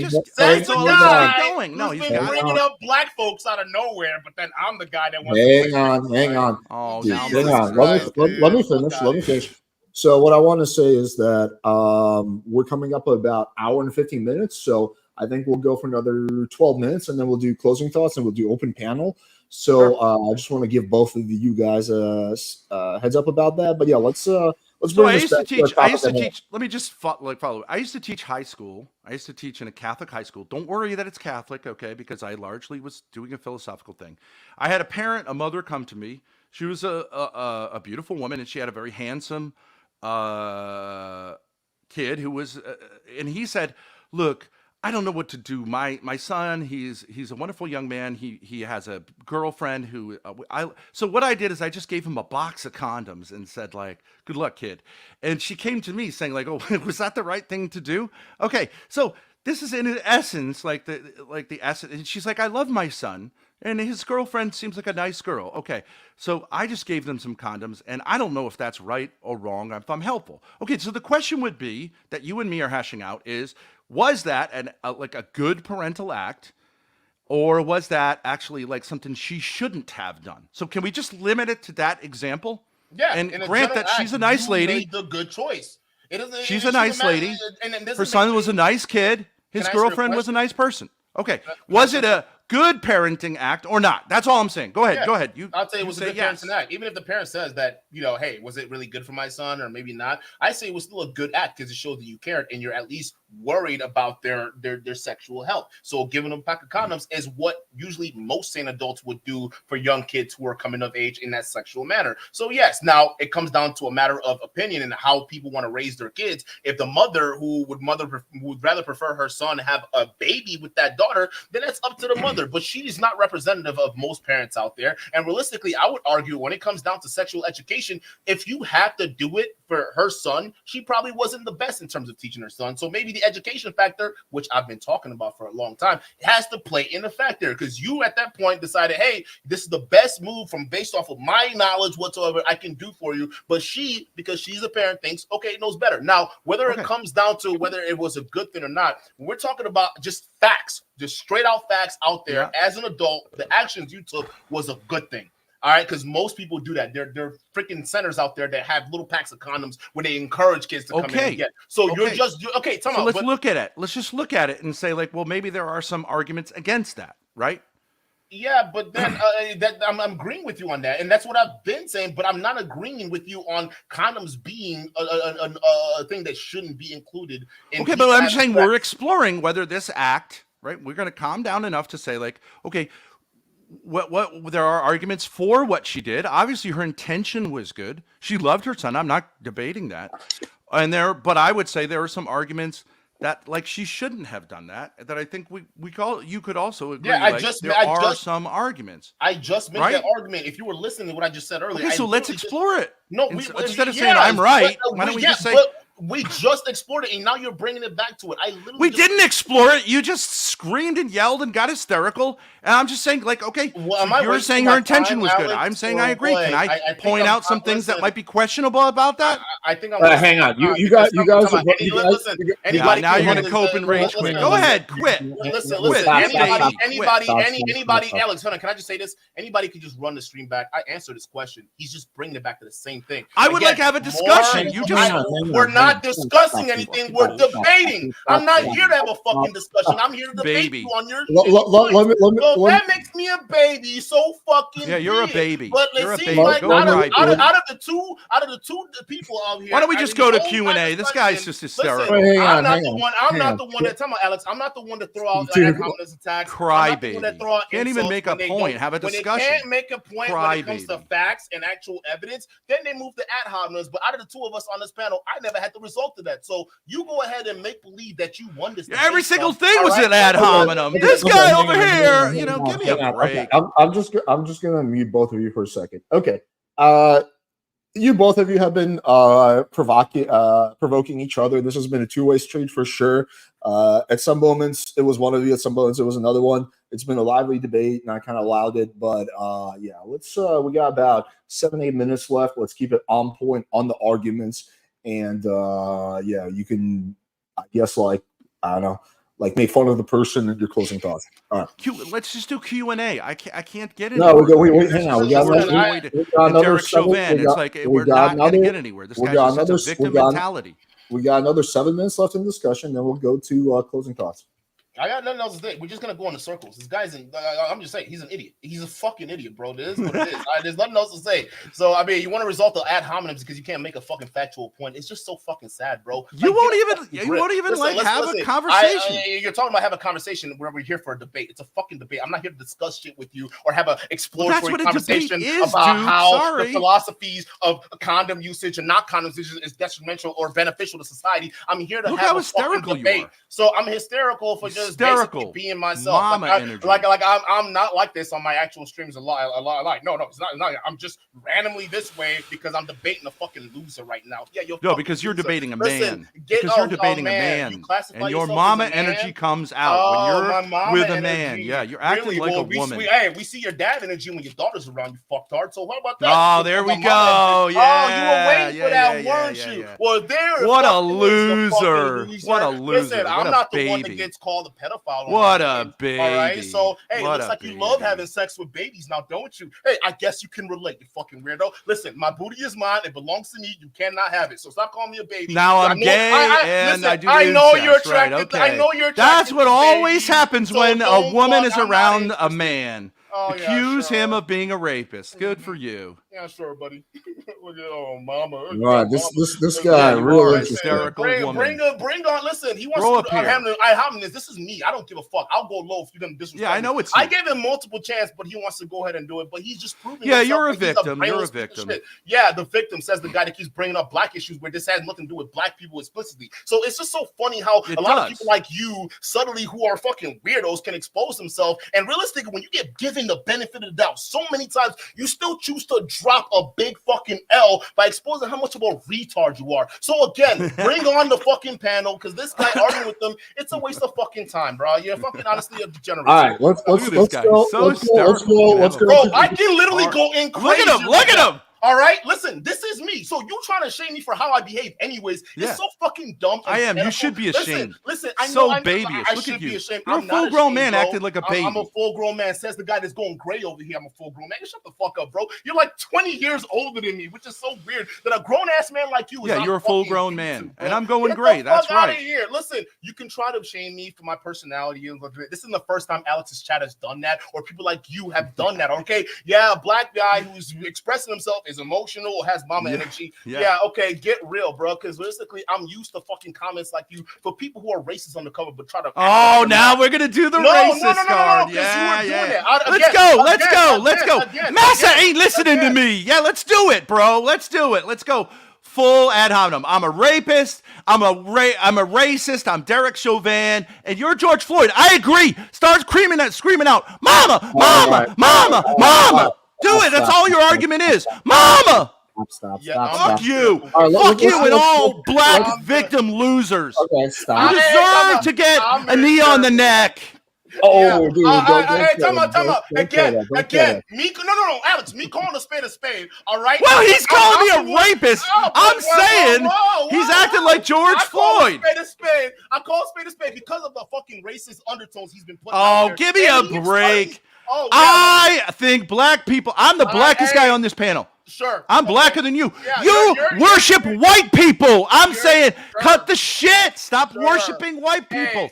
We're just people. Listen, buddy, you're as black as Joe Biden saying people don't vote for him. He's not black. You're a fucking loser. Get the fuck out of here. You're a racist, pathetic fucking loser. Well, I appeal to black people. I'm running for president, and I'm getting the black vote. Well, listen, I don't support the black people you appeal with, and I think they're all fucking cool. You worship white people. You believe in Wakanda. Someday we're going to be like the white people. Fuck you. Be black people. Black people have a lot of insights. They may not be perfect on everything, but I think people in Africa would warmly welcome me, and they go, what's wrong with this mama's boy? Listen.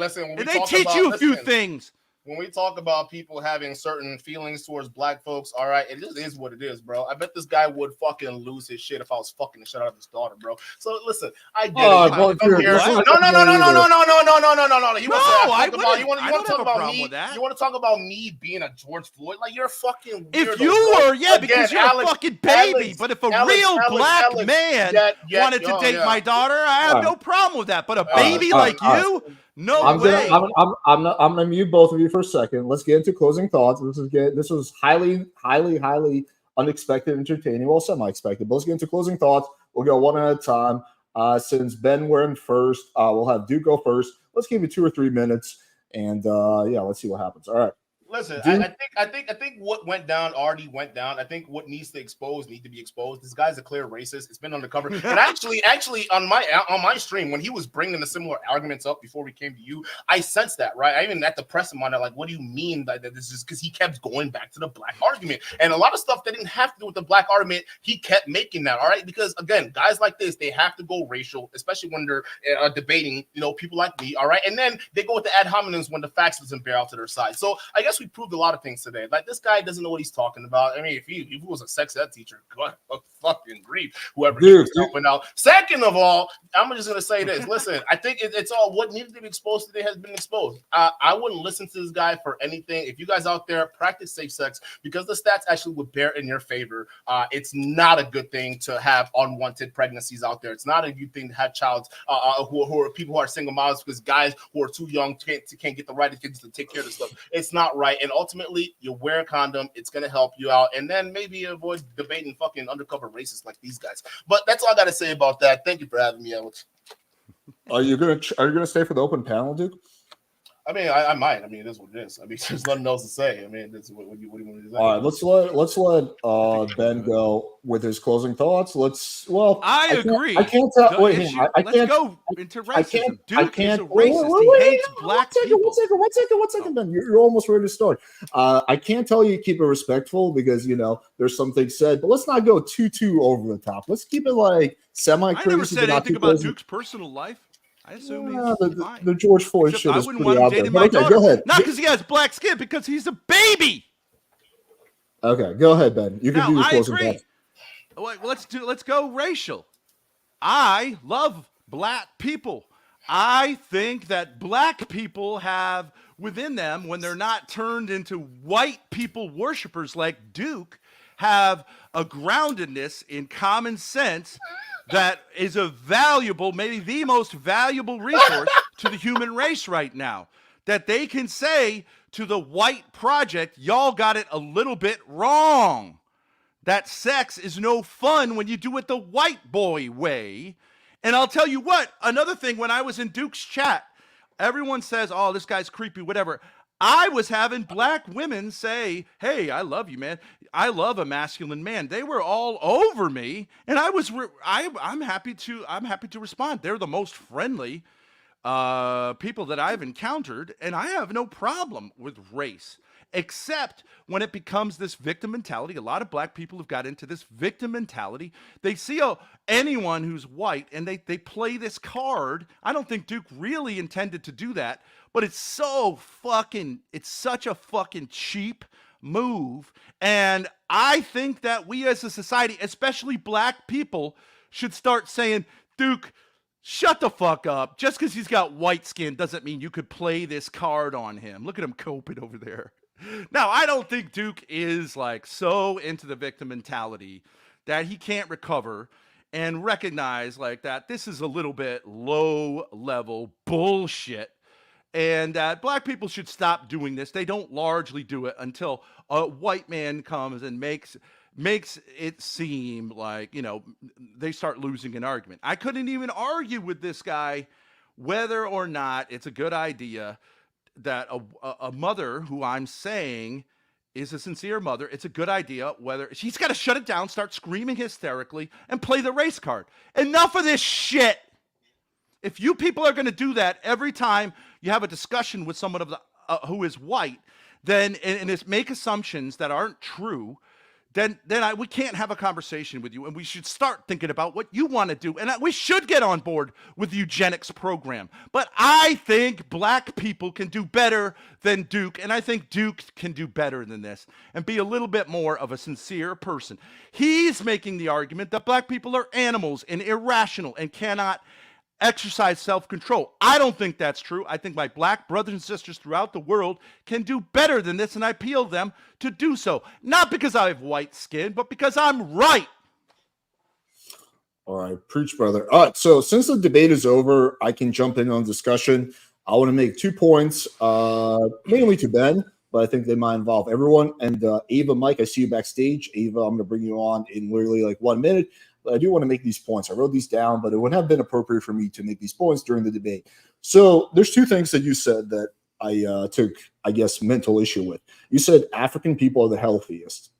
So some of the countries in Africa have a 25% HIV rate. It's so bad that some girls wear devices in their vagina that if they get raped, it tears up the guy's dick. This is not something that happens in America. The average lifespan in pretty much every African country is significantly lower than it is in America or first world countries. Pretty much every single person in Africa would give an arm to trade places with an American. I guess my question for you is, would Americans do the same? Like, what percentage of Americans do you think would willingly give up their American citizenship and take a African citizenship of whatever country in Africa, South Africa, Zimbabwe, Kenya, any one of those countries? What do you think that percentage would be? Okay. What I mean is black people in Africa, I think, are the healthiest people sort of morally in terms of understanding family and all that stuff. Yes, there are a lot of problems in Africa. I think we could trace them to like a very subtle form of racism, which Duke is actually participating in. The idea that to be happy, we have to be like the white people. And I think that black people, but when I see... But they're again, Alex. I never said that. So before you guys misrepresent my points, like I never said to be more like white people. Again, I understand, Duke. I understand. But if we're going by objective factors like lifespan, HIV transmission, they're not doing good. Yeah, that's true. But I think there are, like, on a larger level, we all recognize that Africa is teeming with humanity. And the mental, all the things that plague modern society, modern Western society, are largely not there in Africa. There are tons of young people, there's tons of energy, there's tons of love for God, love for the family, tradition, respect for men. And I think this is going to be a winning strategy. And this guy says I'm a racist. I say if white people can't get it together and learn some lessons from black people in Africa, then we should be wiped out, and the Africans and the Mexicans should come in and take over Europe and North America. I'm all for it. And if that includes my kids, fine. They're right. They got it right. And if we don't get it right, we're going to wipe ourselves out. And good riddance. Wait, Alex, can I say something real quick? Dude. How can you say... Oh, wait, just let me. I haven't talked in an hour and a half. Let me make a few points. But go ahead. How can you say that they got it right when their average lifespan is way worse than ours? When women have to wear devices in their vaginas in case they get raped? You're saying there's some good people in their spirit over there. I'm sure there is. I'm sure there are some things they're doing well when it comes to building community and probably eating natural and stuff like that. But overall, not a single American would trade places with someone in Africa, and pretty much every single African would trade places with someone in America. That's not true, Alex. That's racist. That's not true. The idea that every African wants to live in America, and every American would hate living in Africa. I love living in Africa, and they love me too. Ben, when you give up your U.S. Be real, Ben. When you give up your U.S. citizenship and adopt a fucking Zimbabwe citizenship, go to Niger. Well, I mean, it's complicated. Immigration is something which I don't think is always a good idea. I would have loved to spend COVID in Tanzania where they didn't do any of this shit and they all prayed to God and they had a great time and there was kids and people all over the place and they didn't have any of the problems. They didn't really have the pandemic. I think there are things that all different groups of people can share. And the idea that black people are a failure is not true and it's unbelievably racist. Well, Africa, by most metrics, we're not saying black people, by the way. There's black people all across the world. You We're notice saying- how he's Well, using in that Africa, it's supposed to be interchangeably, We're right? saying Africa. Yes, Africa is primarily composed of black people. It's also composed of some white people. There's colonialism. There's a lot of things that happen in Africa. But Africa, by every single metric, is not a good place to live. Like average lifespan, No, diseases, that's not true. poverty, hunger. I mean, like just All once your again, metrics, yeah. I'm African and I prefer it in the United States than in Nigeria right now. Like, I'm gonna tell you okay, that. Ben, Like, what are you what- talking about? The fucking That's STD rate racism. is insane. That's not It's racism. Racist? It's racist, bro. If I didn't live, The idea that Africa's people all get backwards and killed. all these people are ignorant and No, they live in no one's huts no and one's all saying this- that's not all. true. No one's saying. Wait, hang on. No one's saying that's all bad. I'm sure there's some things like again, community, probably eating more organically Alex, that people do me better in even- Africa. Alex, But we I'm even saying agreed on overall- corruption earlier in the debate, so he has no excuse. We agreed that Africa. We see that's the thing. It's all ad hominems for this guy. We Yeah, agree that Africa is one of the most Come corrupt on, places ever. man. Yeah, that's true. He's being Because a joke right of now. white people and now Asians fucking with them and getting them to buy into a kind of like That may be selfishness, what which, it may okay. be, but the point is that I'm not it's- saying Africa is utopia. I'm just saying Okay, Ben, would you give up your U.S. citizenship for a African citizenship? Any country in Africa? Bro, no. But what I love, Okay, well, there we that's go. what's What that are a we test arguing of? about? Do you Well, think They that? wanted to invite you're me over fucking- there to be like this, you know. Do you think, guy Ben? that- Do you think that the vast majority of African people will give up their citizenship for U.S. citizenship? He says they have to invite him over there, to privilege this guy. And people in Yeah. Africa, depending on what I could country be their you're in, white daddy. would kill to get over there right now. You see what I'm saying? Like if Ben, I look forward to visiting Africa. If I was in Africa, I'm sure is a great place to if visit. I I was want to in- visit too. and the funny thing My was in dad was there; Africa, he loved it. But no one's saying that Africa we're is like saying a Africa, like there's not a good place to there's visit. not a bunch of countries in Africa. No one is right? saying Like, that because Africa's you not a know. good place to visit. A lot of people say that. They don't want to visit Africa because they have these conceptions. I'm telling you, if you talk to people in Africa, right, they don't all want to be Americans and think Okay, that, what unlike percent- Duke, okay. that white people have Ben, got it all Ben, together. what- They what recognize perc- what- there are a lot wait, of problems. And wait, I Ben. worked with African Ben, people for Ben, years. Ben. What percent of people living in Africa do you think will give up their citizenship in exchange for U.S. citizenship? Just give me a ballpark, Many of them, I don't know. like Many of ballpark. them. Well, individually, almost none of them would. But if they're, they have family values. They would say like, no, I want to stay with my family. And there are many Like, parts of Africa that are flourishing. If it, like, let's assume they got to bring their family. What percentage of them do you think would give up their African citizenship for U.S. citizenship? I don't know, but it's not close to 100%. It's the majority. No. Only the rich ones would not, and even some of those would. You see I how don't think that's true. disingenuous he has to be to try to make a point. Listen to this guy. He doesn't think he's a joke. Pathetic. Right, hang on. Hey, nah, I'm all on. Hey, black listen, people wanna listen, be white people. listen. let's I'm try- on your let's try to ass keep it all day, respectful. bro.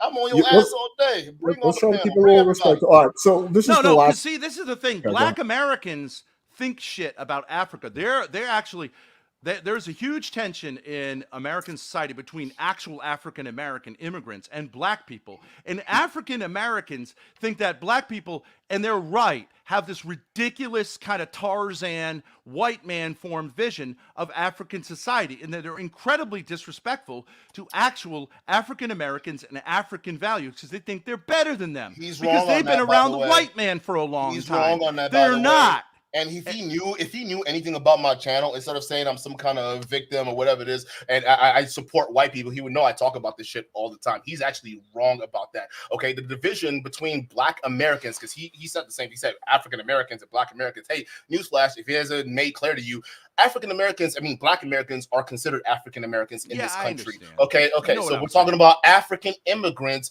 versus Black Americans. If we're going to talk about that, the reason why that animosity exists is because the lack of understanding between the two cultures. When African immigrants come to this country, okay, a lot of times because they're escaping hardship, they take certain advantages of the system here, right? Meaning the education, meaning certain tutorship, meaning certain scholarship programs, meaning so a lot of them are goal-getters Okay. because they have. Can I I just finish this? gotta bring on Ava I because agree she's with that. supposed to Bring go on soon. Ava, but can I bring on finish this point real quick, right? Yeah, Because sure. he Go ahead. was just about okay. So again, so the reason why is because not Black Americans, but African Americans tend to be overachievers in the country when they come in here, right? And it's not saying anything about Black Americans in this country. It's just saying that they take advantage of those opportunities that are afforded to Black Americans here. All right, here's it's not that. It's not that. It's because they turn around. A lot of the African immigrants turn around and then they start shaming Black Americans, and they start using the fact that they were able to utilize a lot of these opportunities made for and created for Black Americans. But the immigrants, can I finish my goddamn point? Because the African immigrants took advantage of that. All right, they then turn around and blame the Black Americans, not realizing that they didn't have Black American experience. If you're a Black in America today, it's a completely different experience than a Black immigrant. This guy doesn't get the fundamental differences for that. Okay, and it's because those nitpicking that you see that divide, and then all of a sudden you got obviously race baiters out there like the Tariq Nasheeds of the world that go out there and they purposely set stuff by calling people tethers and things like that. Right? I think more of that kind of language is divisive more than anything else. But still, this guy doesn't get the divide. What do they hate the most about Black Americans? The victim mentality. And they say, like, man, y'all got it pretty good. Stop crying and get to work. He's saying the victim mentality, like systemic injustice, doesn't exist. I mean, he knows it exists because this is how subtle white people are. He just used the George Floyd example on me, which was the massive systemic injustice that ever happened, right? He wished that upon me, but then he wants to pretend that systemic injustice doesn't exist. When Black people complain about this stuff, it's just us crying victim. It's us crying victim. When we say, hey, there's clear injustice here, it's us crying victim. Yeah, he was crying victim. Again, right. This is why I'm telling you, a lot of people out here, he's exemplifying when we talk about people who know about racial shit but choose to ignore it. He's one of them people. It's not a joke. But again, African immigrants would say George Floyd is a moral disaster. That's right. And they're right. Let's let Ava talk. She says she doesn't have enough time, so go ahead. Yeah, I just wanted to say that the reason Ben is being like so disingenuous and weird on this point is because he's trying to make up for the fact that he's one of the most racist people or that I've ever met, honestly. Like, literally, you use Black people as a prop. You use Black people as a prop. Like he wasn't doing that on stream. Ava, you're projecting. Ava, he's saying that like he wasn't just doing that all stream. I don't go on camera with a Black guy and go, hey, I'm about to sit on this dick. Do I get validation from you? No, I don't. If I had a Black woman over here, I treat her like a human being, not like a human prop. Black man, he uses it against me that I've had sex with a Black man, as if that itself isn't a perfect demonstration. Oh my God, you're using it to come You use it to validate yourself. Sex with a Black man. As if that's some kind of dig or like insult or like, oh, Pone, you got me. Yeah, that's right. I do got you because you're putting those young Black men in a dangerous position because you'll play the princess card and say you were raped if your daddy walks in on you sitting on a Black drug dealer's dick, and he's going to spend 20 or 30 years in prison because you play the princess card. But Duke doesn't give a fuck. He's on your side because he worships white princesses like you, losers. Ben. Are you done? If I saw you with a Black guy and you were my daughter, I'd tell you to leave him alone. Oh my God! All right, let's let Ava finish her point, and then Ben can respond. So the other day, I was in a VC, and this motherfucker is saying that, and I remember I had to clarify this so many times. This motherfucker is saying, I was so shocked by it, that Black kids, that like he was going on this weird like parenting like rant and saying that Black kids are inherently not as well behaved, like genetically, and that's why they need stricter higher testosterone. Yep, provable. Yep. More rambunctious. Yep, that's true. That's genetically provable. They have higher testosterone, and so young Black children need more discipline and stricter parents because the children have more. That's right, and most Black people recognize that. Yeah.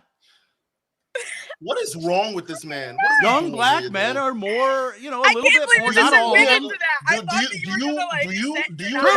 I feel like he wants to fuck a Black dude, bro. I feel like he wants to. Oh, now I'm gay. I thought it was a rapist. I thought it was an incest rapist. Now I'm a homo. I'm getting the vibe because you know nothing, but you keep trying to hide behind Black people for some what reason, Black bro? People, Black kids are a little more rambunctious than white kids. We're a little more rambunctious than Asian kids. Crazy? Come on, everybody knows that. That's not Wait, racist. you know what's crazy? I just said, bro, I even made a statement about dating his daughter. And you know what he just said? He said if you were his daughter and you were dating a black man, he just said he would tell you to leave her alone. Okay, Yeah, so that's this right. guy, And he's she's doing that to him. Yeah. So, but then That's I'm right. the fucking race baiter, or victim blamer, or whatever you want Treat to him call with me, respect. right? That's right. Because Treat him with listen, respect.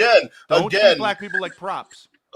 he's saying that because he's projecting. This is what he's done. He's been doing that this whole stream. He's just been black people. He's been using Africa as a prop, bro. This whole time, I don't even think you would have much of an argument if you didn't use those main things as a prop, and then maybe you lean on your philosophy, which you're getting bodied absolutely in the fast because it doesn't bear out. You're saying African countries have it better and the right strategy. Meanwhile, they have to get aid from the West to help them because diseases and sexually transmitted situations are so rampant. Like you're saying they have the best situation, but we're giving them billions of dollars every year in front of me. Like this guy, bro. Right, to wipe them out.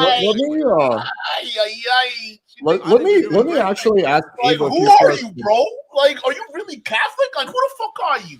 Like, no, that's what the Pope says. He says it's you don't follow the Bible. The reason why Ben says became Catholic these white people need to get out of Africa and let Africans do their thing. Everything is about race with this guy. No, it is. It's all about race and sex. He can't go like 10 minutes without bringing it up. All right, wait, hang on. I'm gonna step in for a second. So I'm just curious about a few things. So Ava, how did you wind up doing the House for Wayward Hoes? How did this whole thing come about? I didn't do a House for Wayward Hoes. I became friends with Grace. And then went out to visit under the pretenses that we were. Yeah, Grace, that little weirdo too, bro. Over here talking about Steven Crowder. Mommy and Daddy, just like Duke would if he was here for 15 minutes. Mommy and Daddy, someone protect me from the white man. So how did you literally said you were gonna rape me to sleep, Ben, and I didn't. No, I did not. You're a liar. Yeah, that's why you're wayward. You're a lying hoe.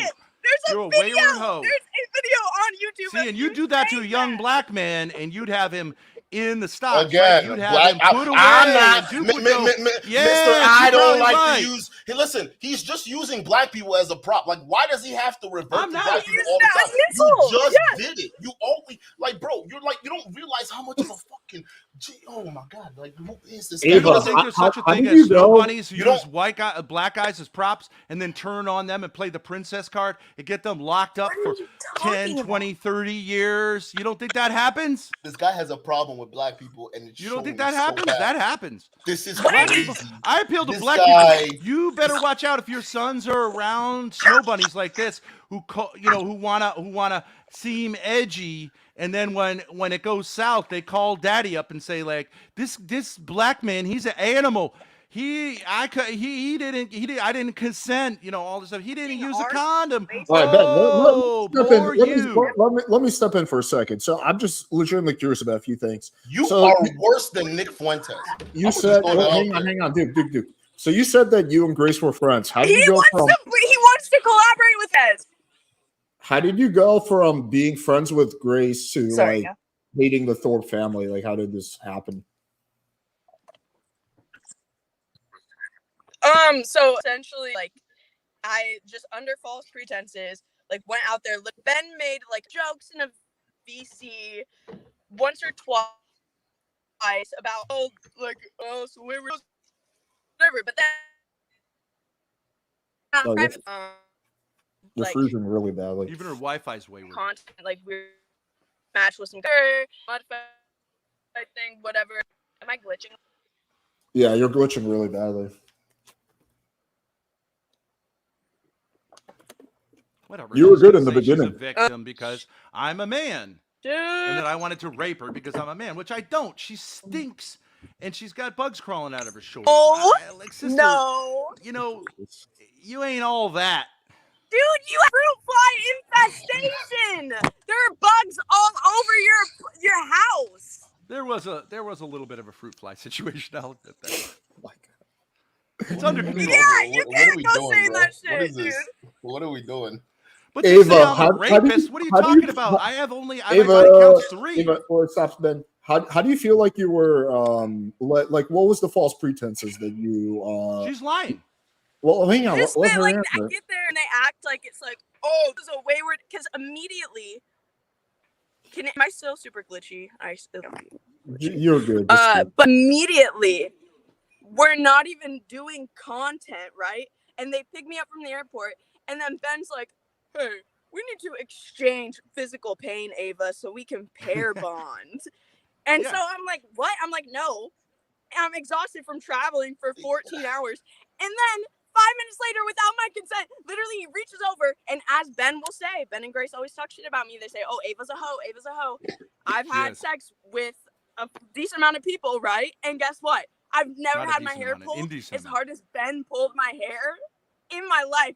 The way he pulled my hair so fucking hard. And then they deny it, Oh, right? And come so then I'm on. like, okay, this is weird and uncomfortable, and I don't know what's going on.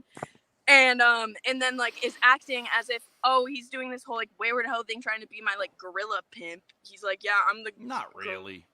gorilla pimp, and like, and it's telling me to like heal and like trying to control where I walk. He's like, why don't you pump Yeah. my gas, Ava? I'm like, all this crazy shit. Yeah. And it's like, I can make you drink out of that dog bowl if I wanted to, and all this stuff. And then No, I didn't say and that. then I am like, just you did. And there's a VC. You're a lying there's hoe. a Telegram call on Shamu's. No, on Shamu's channel, and there's a whole Telegram call. You're a lying hoe. I mean, all of this that's verbatim. why you had to run away. No, I'm not. It's literally you're saying you did it all, and you said it all. You admitted to it all. If you Shamu's video and watch the Ben's disastrous. Shamu's House of another Wayward lying Hoes, little homo. all He's of a it's liar. Daddy issues, just like there. Duke Homo. and all the victims. Dude, you cannot go and say the word daddy. I asked you to walk next to me, Ava. I asked you to walk next to me. You didn't. You walked 20 paces ahead of me. Why couldn't you walk next to me? That's the whole point. It's for you to. That's literally you being wayward. Walk. So the next to point me. of the point That's of this the is- point of this. Listen It to was a man. content? It's not gonna kill you. Nope. You gotta go running up ahead. I'm glitching. You're hardcore. wayward. Wait, so was this like supposed to be education, or was it supposed to be content? What was the main purpose? Wait, I Yeah, can't it's hear. both. I mean, I even stopped in the middle of it and I said, this is going to be great content, Ava. I mean, she can tell you that she was afraid of being raped. That's ridiculous. She could say she was afraid of being murdered. That's ridiculous. But I bet Duke would do the same thing. Well, He would immediately you're play welcome. all of his cards and say, Nah, Mama, I'm calling the cops. All right, let's. I think her Wi-Fi cut out. She can come back if she wants to. Okay, hold on. Oh, this guy. All right, go ahead. When are you going to get a haircut, man? I can smell that hair from here. Hey, let the No, it's brother all have. good. Let the brother have his main. Leave him alone. Ah, it's Word. gross. Let the Nah, you good. You good, man. But no, like, I only came here to talk about like African Americans, African immigrants. The guys moved on from that subject. I don't care that much, but yeah, that's why I came on. So like, Ben, I understand you work with African immigrants, but like, what would you say the main like issue with African Americans was again? If you could restate it. That they didn't take advantage of the opportunities afforded to them and instead were acted like victims. They could not understand it. Gotcha. Yeah. I understand that. Yeah, I think like there are aspects Which of they do. victim. Wait. I'm just saying. Okay, let me finish. There are aspects premise of is victim wrong. mentality in some, I guess, African American circles, but there's also systemic issues at play. Like two things can be true, and I think the victim mentality is like a kind of a small part, and the systemic issues are a way larger part of That's why not like true. a lot of That's African Americans. bullshit, and everyone knows it. Okay. Black, white, Okay. and Chinese. Bullshit. That's Okay. black bullshit. Let's call it out. There's such a thing as black bullshit. Nobody, it's not the white man that's responsible for your haircut. I didn't That's say up that. to you, my brother. there And is- you should get it fixed and get some pussy instead of crying about it. Gotcha. So yeah. So Everybody take a look at you and go, that guy's a disaster. Cut your fucking Gotcha. hair. Stop with the fucking smell. I can smell it from here. It ain't the white man's fault that you ain't getting no pussy.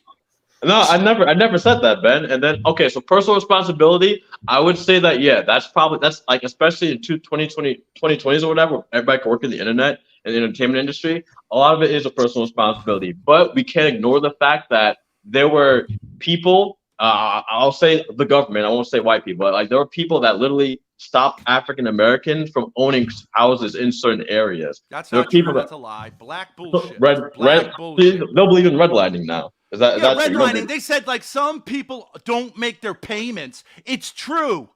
And they Well- were penalized for not making their payments. They should be. Learn Yeah. to be fucking responsible and make the fucking payments if you want a fucking house. It's called reality. We ain't Yeah, gonna but- hand you shit. Of If course, we give you reparations, all you're gonna do is spend it all on stupid shit. Well, no, okay. Everybody knows that. You could give black people each $1 trillion. They'll blow through it in a year and cry that they're victims until they start taking responsibility. But where does financial literacy come from, Ben? Where does financial literacy come from? It's just a bunch of lazy. It comes from a moral Wait, hang on. foundation First of of all, recognizing I got reality works. I got to step in. You're not correct about what redlining is. Redlining is the practice of refusing to give loans to people who live in certain neighborhoods, typically poor families. So it's a practice of having a double standard. But he's making it about paying the bills. It's the same standard because they don't it make the has fucking nothing- payments. This guy It has nothing. It has No. has nothing to do with payments. If you're a victim of redlining, you're not going to get a loan in the first place, right? Because they will not give you the loan. Alex, you know that young men pay higher car insurance than young women, right?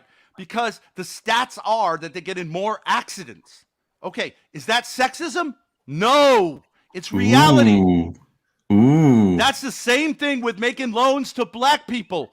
They don't make the They don't pay payments. them back. Now, it's You're not right. based on being black. It's saying people from these neighborhoods, black, white, or Chinese, don't make the payments. So we're not going to have them get loans at the same rate.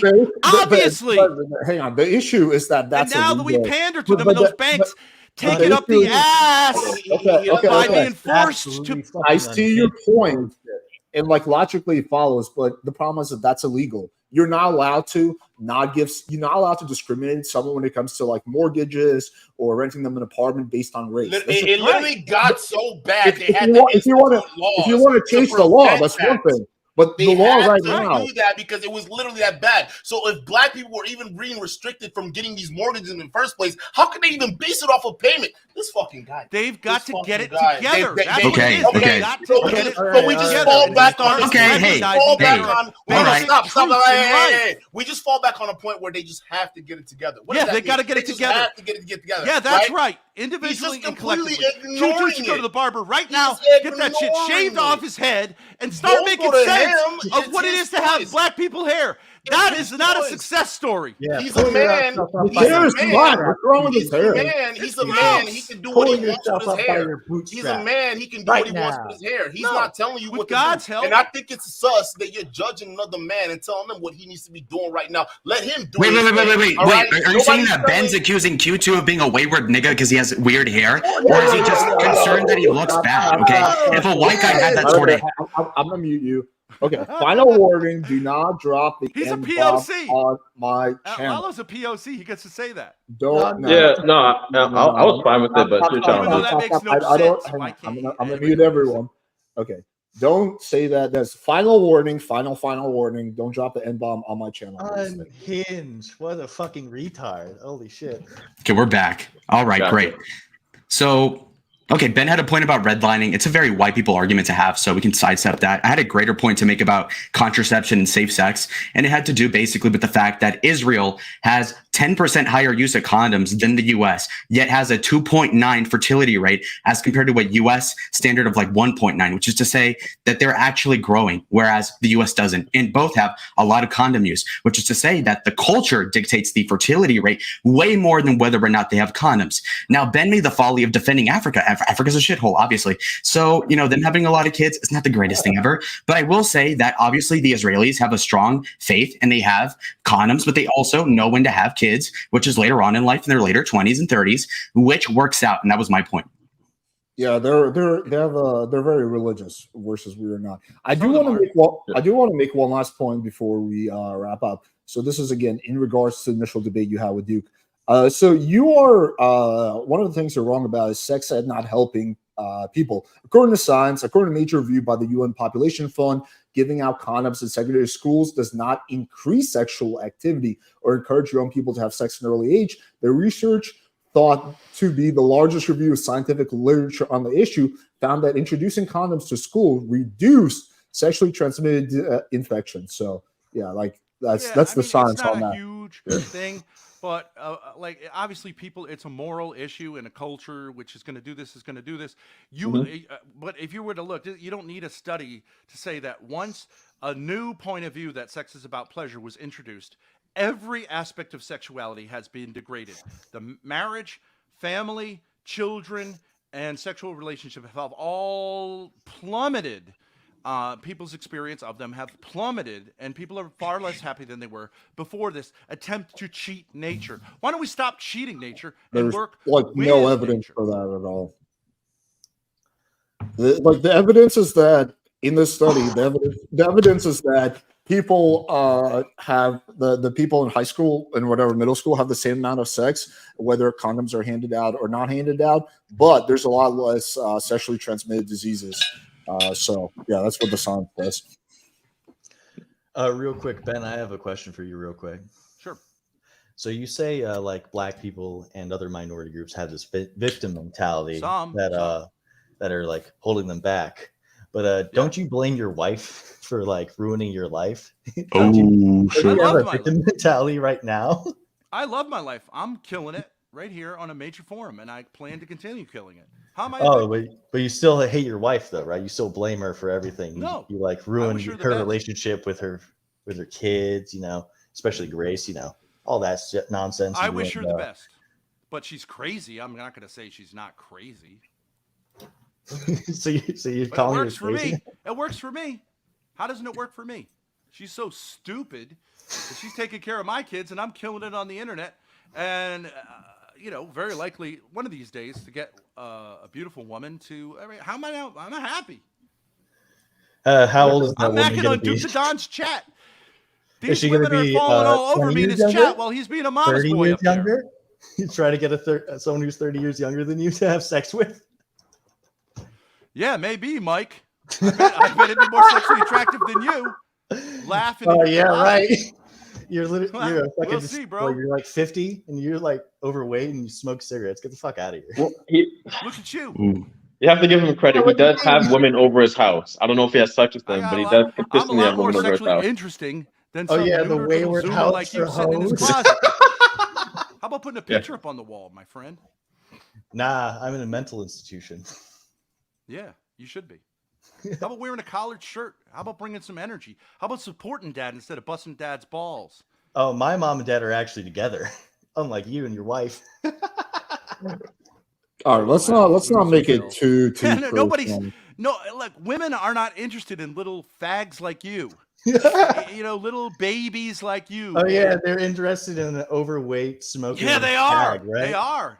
Yeah, You don't yeah, think high Ava, quality when she was women like talking about Ava, me pulling folks, her hair, and Ashley. you don't think she High was premier pussy, interested? folks. Yeah, his Wow. his daughter Grace, that too. Don't forget that one. Yeah. Where's the beautiful woman in your life, Mike? Oh, she's in her apartment right now. We don't live together because I don't get married with people I hate. Okay, so you hate your girlfriend? No, I'm just not married with her right now. Unlike you, Okay. who got married with someone that you ended up hating. That'll happen. Okay, I don't know anything about your relationships, but I'm saying. Well, I know a lot about yours because you keep fucking posting about it. So congratulations. Yeah, right. And I'm gonna take your girlfriend. If she wants to come on here, I guarantee you she'd be more she's interested not in me into than she would in you. Overweight, chain smoking. That's retards. exactly right. But masculine. Sorry, masculine. Yeah, says that's the guy. right. Says the guy that only goes out with girls that are 20 years younger than him. I'm not dating anyone, but I'll talk Oh, with really? women, and they are fascinated. Can someone? So Alex, are you gonna make a cold approach with Ben Thorp in the future? Ben wants to come to Miami. Yeah, and I'll I'll be- pull, and Alex knows it. Walking around with you. Well, hang on. I you're don't gonna be know. Apologizing for having a dick. I don't know it, but if Ben comes to Miami, I would actually be very happy to do that video. So Yeah. I may Ben end up has in jail because they'll call me a creep, but that You're- doesn't mean they're not interested. You're not going to wind up in jail. That's not going to happen. Well, Well, liars okay. lie, just like Duke and Q2 and everybody else. They lie because they can't handle it. Because I beat them. Okay, if you say so. All right, this was a pretty fucking spicy debate. It actually got way crazier than I thought. We talked about George Floyd. We we had someone drop the N-bomb. We got into a lot of shit. Yeah. We talked about how Ben would allow the white race to get replaced. That was fun. That's Well, right. he's a generous that's person, right. okay? That's right. He wants to get beamed. That's fine. And I got to say, Alex, this was a great debate. You know, Ben was losing, and then the black guy just completely just folded, and there was a fumble recovered by Ben at the end. Let's not call him the black guy. His name is Duke. What was it? Was it Duke? There's two black Right? guys. I'm a Duke black the guy. Don. as well. Okay. Yeah, so Duke the Don was winning, and then he got mad and he melted. And then Officer Chauvin Thorpe over here got the win at the end, which is really exciting to watch, frankly. And so thank you, Alex, for having everybody on. Another banger, all-time banger from Playing with Fire. Okay. It was Yeah, good. yeah. If it doesn't get me canceled, I think it was a really good discussion. All right, Ben, do you want to plug anything before we wrap up? I don't use my channel anymore, which is Ben Thorpe, aka Abel, but I'm gonna. But my daughter Grace Thorpe, aka Joan, on YouTube. We stream a lot. It's fun stuff. It's interesting. We're open to all different points of view, and we'd love to have some more black people interact with us. YouTube tends to be very white, and you could call me a racist and cry like that baby who's not even with us anymore. But I actually think it's very hard to say that I'm not a champion of black people, and I'm happy to be the white daddy for the black race. If they can't get it together Wait, themselves, what? I'll tell them how to get it together. Jesus, I wouldn't take your advice, Ben. I'm The not gonna lie. optics of that sounds so bad, but okay.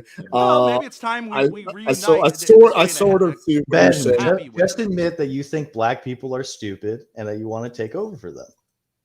Do you think that? I think they're smarter in a certain way than white people and Asian people. They're more grounded. Yeah, they're not as good at like sending a rocket to the moon, but I think they have a real contribution in their groundedness, which, like I think that's gonna save humanity. If you What do want you- to what look do you to mean where by humanity's gonna get groundedness? saved, I think go to Africa. I look forward to going to Africa. I love those people and they love me. They What- don't that's a like nice people thing you like said about black Real quick, people, what do you Ben. mean by Don. groundedness? All every African I've ever interacted with me had incredible respect for me, and they appreciate that I have 6 kids and I'm a baller, and they don't give a fuck All whether right, Ben, I have I $1 have million. one more hypothetical question for you. So one of the things you were discussing today is like you're anti-condom, right? So if you were to I don't know, meet a girl in America, and if you were to have sex with her, you would not use condoms, right? No way. Okay. So if you were It's in so stupid. okay, so if you were in like Zimbabwe, would you and you meet a girl and you guys vibe, would you use a condom or no? Well, you're assuming I just have random sex, but no, I would take it seriously, and if like it made sense, yeah, I would say like let's have sex and create some beautiful. I want to go to Africa and create some beautiful mixed race kids, and But you- I think black people. so you would love not to wear have a my condom? genetics, and I think you could call Wait, that so you would racism. not- I think you- actually you would- racism can work it this way. You would not wear a condom in Africa? I would not wear a condom under any circumstances whatsoever. If I'm going to do it, let's have it be fun. Okay, Black Ben. people generally agree. Sex, the white man's sex isn't even sex. It's ridiculous. Ben, It's dangerous, if it's I- risky, Big and problems it's with fun. it. Okay, Let's- Ben. Let's remember that, people. Here's the final question. If I was to take a gun and it's a 4-chamber, there's 1 bullet in there, would you just take 1 shot against your head? Only 25% chance. No. Well, would be that's stupid. what that's what the HIV transmission rate is in countries like Zimbabwe. Okay, But he then wants I to have feel change he wants it, to but feel I the put real it to thing my that head, bad, right? But like I would have to get to know Lalo, fix someone, your mic, Alex. it's I don't loud. just have sex with random black people in Africa, right? Obviously, I got to get to know her, and probably we'd take a test, right? And if she passed, the Okay, test, okay. good. That's different. Why If do you a assume every black person is lethal? Is a lethal No, weapon? no I one's think that's a little it's racist not about every to person. say It's that just black people are like. it's just about probabilities, right? She was a devout Catholic girl, which there are tons of in Africa.